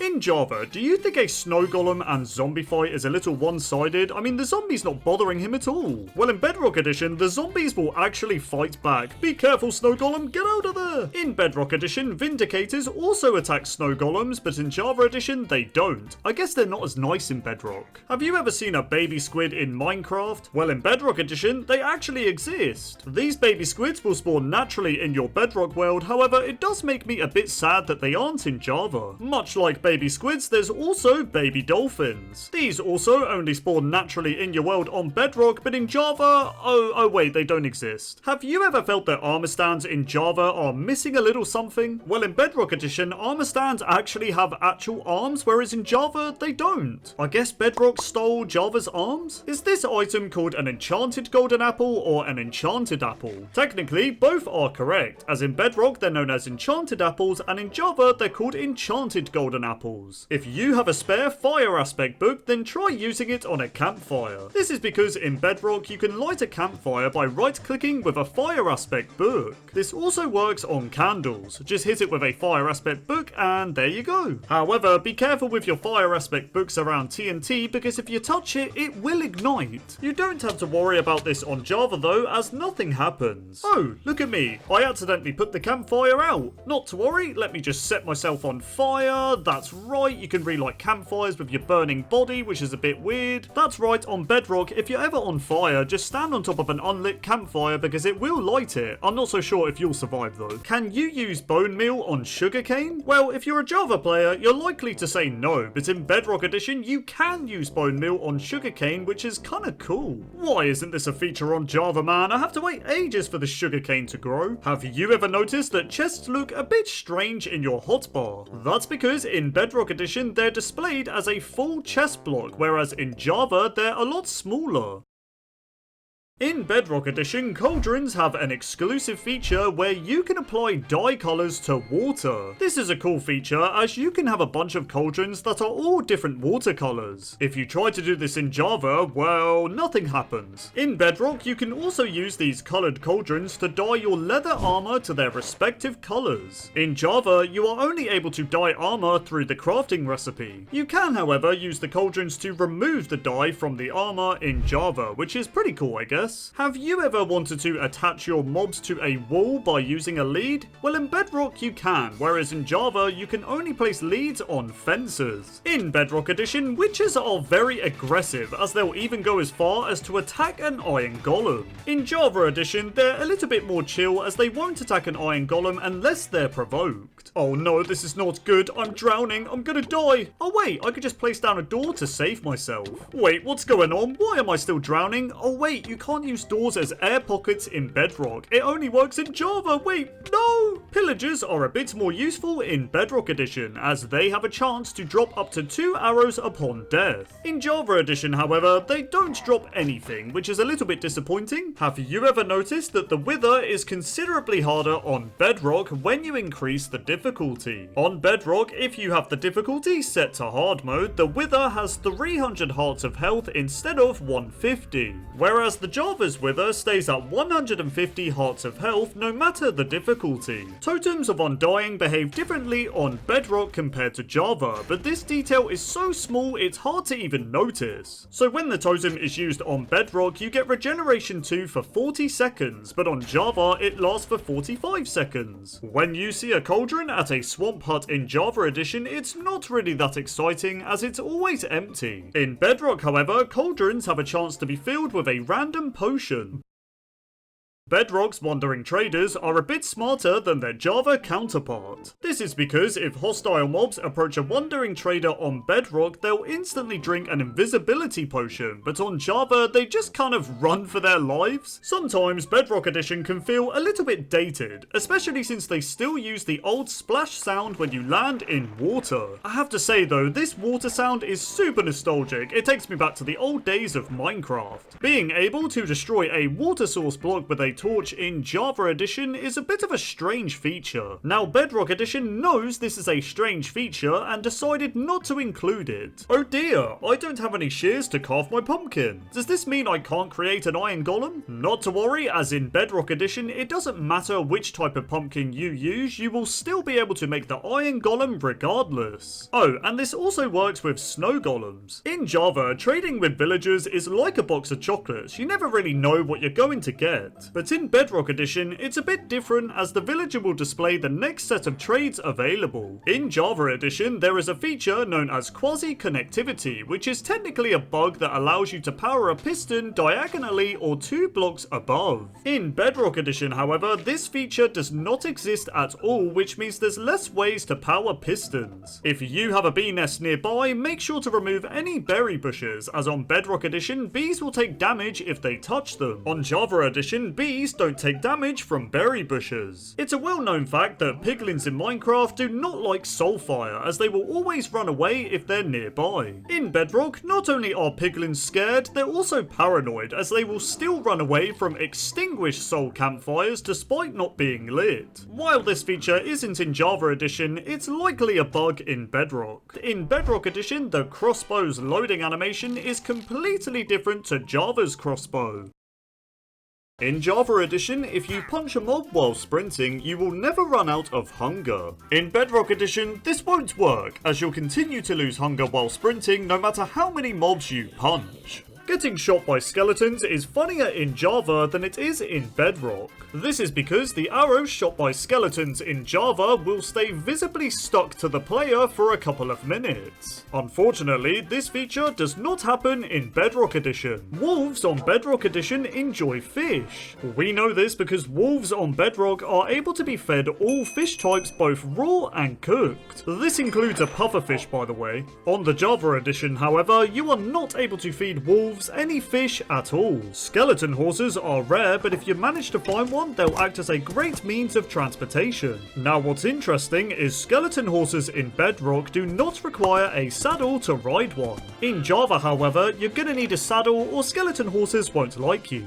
In Minecraft, your health bar works differently in Java Edition compared to Bedrock. This is because your natural health after eating food in Java will regenerate a lot faster than it does in Bedrock. In Minecraft, we've all had that main character moment where we sprint jump around our world in third person. But have you guys ever noticed in Bedrock Edition that the sprint jump animation is just so goofy looking? I mean, just look at this. I don't know, man, sprint jumping to me in Java looks pretty cool, but in Bedrock it's just tragic.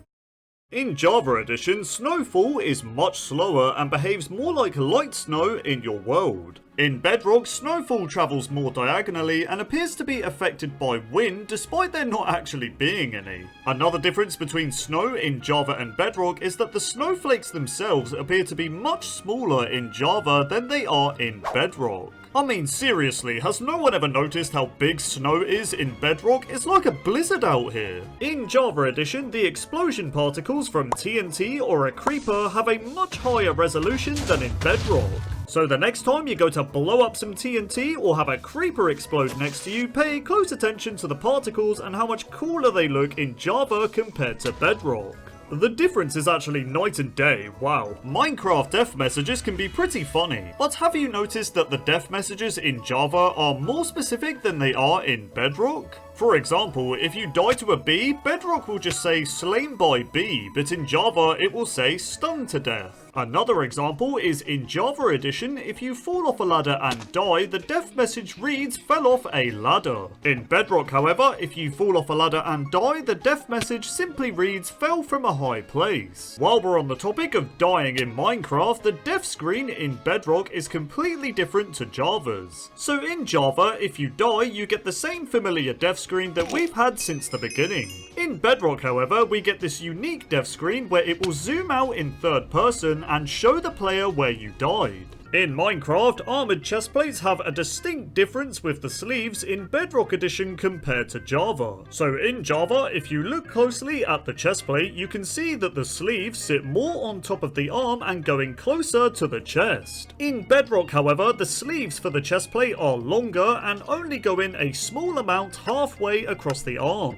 Iron bars in Bedrock Edition have a completely different model to the one in Java. This difference is most noticeable when you place one iron bar between two blocks. Cobwebs are a bit more useful in Java Edition. This is because in Java you are able to place paintings on the side of a cobweb. Try doing this in Bedrock and yeah, it doesn't work. The Ghast is a lot creepier on Bedrock. This is because in Bedrock, the eyes for the Ghast actually glow in the dark. In Java, however, this doesn't happen, and I'm glad really because I find it kinda scary. So you know how I mentioned earlier that wolves in Bedrock can eat fish? Well, that's not all they can eat. That's right, wolves in Bedrock Edition are actually able to be fed rabbit stew. Okay, I get wolves hate rabbits in Minecraft, but this is just awful. But yeah, wolves in Java Edition can't eat rabbit stew, so yeah, let's just move on. In Bedrock Edition, light emitting blocks appear much brighter in the inventory as opposed to Java.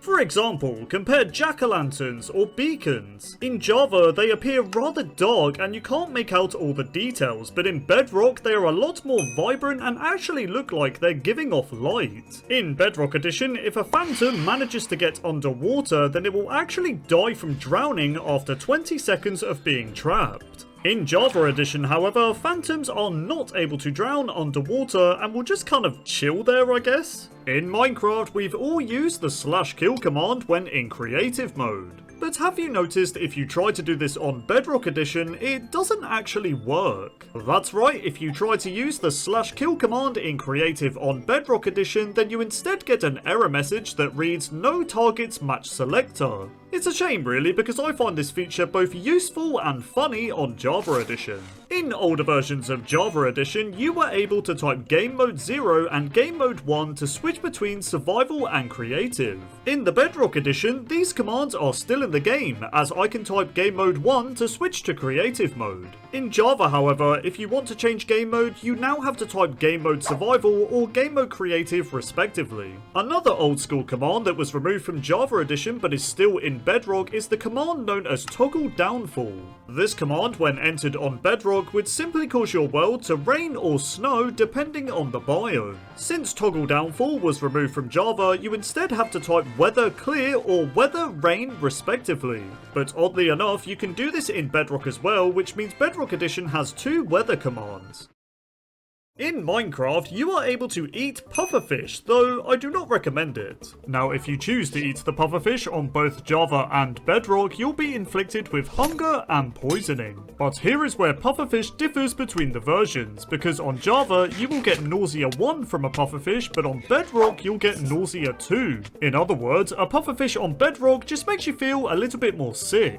In Bedrock Edition, if you place a note block on top of a honeycomb block, then it will produce a rather nice flute sound. However, if you do the same in Java Edition, instead of playing a flute sound, it instead produces a harp sound. Axolotls are a cute and colourful aquatic mob that look like this. Now, the swimming animation for axolotls in Bedrock are a bit cooler, as they will turn their heads about while they are swimming in the ocean. In Java Edition, however, axolotls don't really do this, they just kind of look a little bit more static and lifeless. In Java Edition, there is a very annoying but kind of funny exclusive feature where you can play the same music disc across multiple jukeboxes at once. In Bedrock, however, this is not possible, as when you try to play a second music disc in another jukebox, it simply just stops the other music from playing.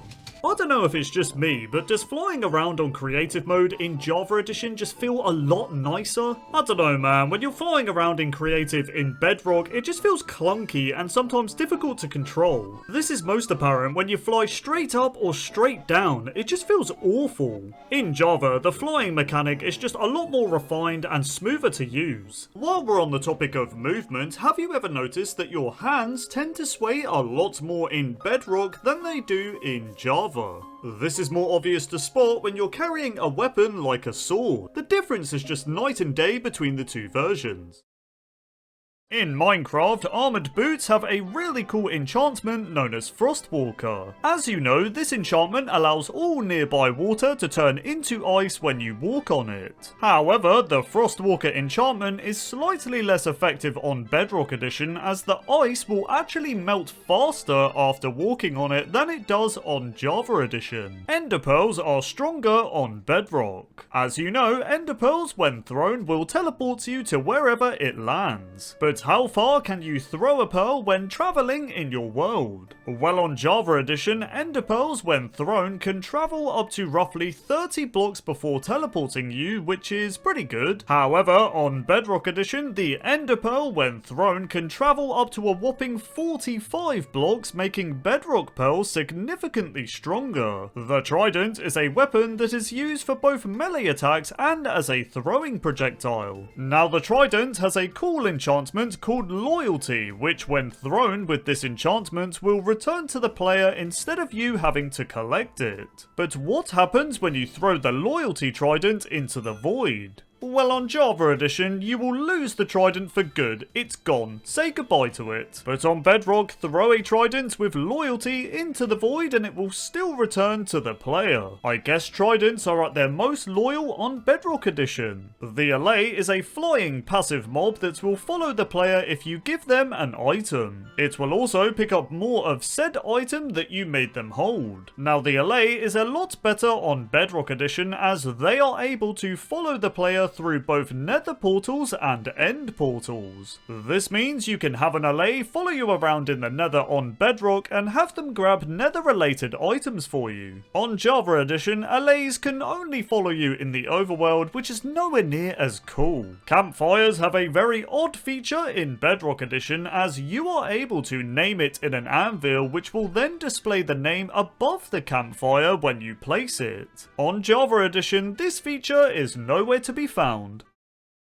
In Bedrock Edition, there is a really cool feature when jumping through an activated end portal. So in Bedrock, if the player falls from a height that's enough to kill them but teleports through an end portal, then the fall damage actually gets reduced and you will survive. In Java Edition, however, this won't work and you will instead die. Cats are passive mobs that spawn in villages that can be tamed by the player as pets. They can also be used to scare off creepers and phantoms. Now, on Java Edition, every cat that spawns will always be an adult variant, but on Bedrock Edition, there is a 25% chance for cats to instead spawn as kittens within the village. Another cool detail in Bedrock is that the stray kittens that spawn will always follow the stray cats. Rails with a minecart are a great way to travel around your world. However, if one of your friends is traveling in a minecart on Bedrock Edition, then you can easily troll them.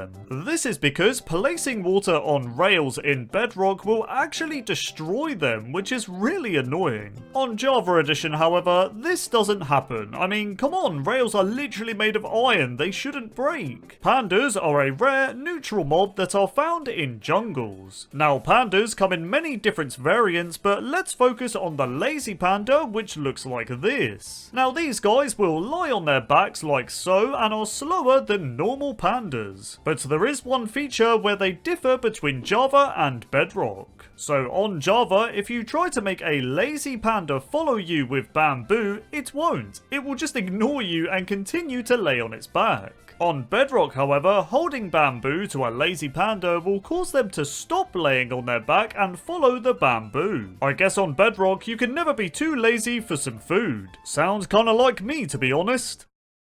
The Iron Golem is an awesome mob that helps to protect villagers when they're under attack. They will also attack the player if you annoy them too, so yeah, don't do that. Now, a funny feature with Iron Golems on Bedrock is that they are able to ride around in minecarts, which looks so goofy, I can't lie. On Java, however, they sadly can't do this. Don't worry, Iron Golem, here, have some iron. Candles are small decorative blocks that can be lit by players with flint and steel. But did you also know in Bedrock Edition, players can actually light an unlit campfire by standing on top of it when they are on fire. On Java Edition, this feature is sadly not possible. The Jungle Temple is a rare structure that's found in, well, jungles. Now, as you know, the jungle biome itself has many variations, including the bamboo jungle. With that in mind, on Bedrock Edition, for whatever reason, it is not possible for jungle pyramids to generate in bamboo jungles. walls. On Java Edition, it is possible to find them here. The brush is a tool that is used to uncover hidden items from suspicious sand and gravel. But what's interesting is that the brush is better on Bedrock than it is on Java. And that is simply because on Bedrock the brush has 65 durability points, whereas on Java it only has 64. That's right, it's one whole durability point stronger. The Wither Boss can be challenging on both Java and Bedrock. So we all know the Wither Boss will explode when it is created, but did you also know that the Wither on Bedrock will not only explode when it's created, but also when it reaches half health and when it is killed? That's pretty much 2 extra explosions to potentially kill you. But yeah, on Java, this doesn't happen.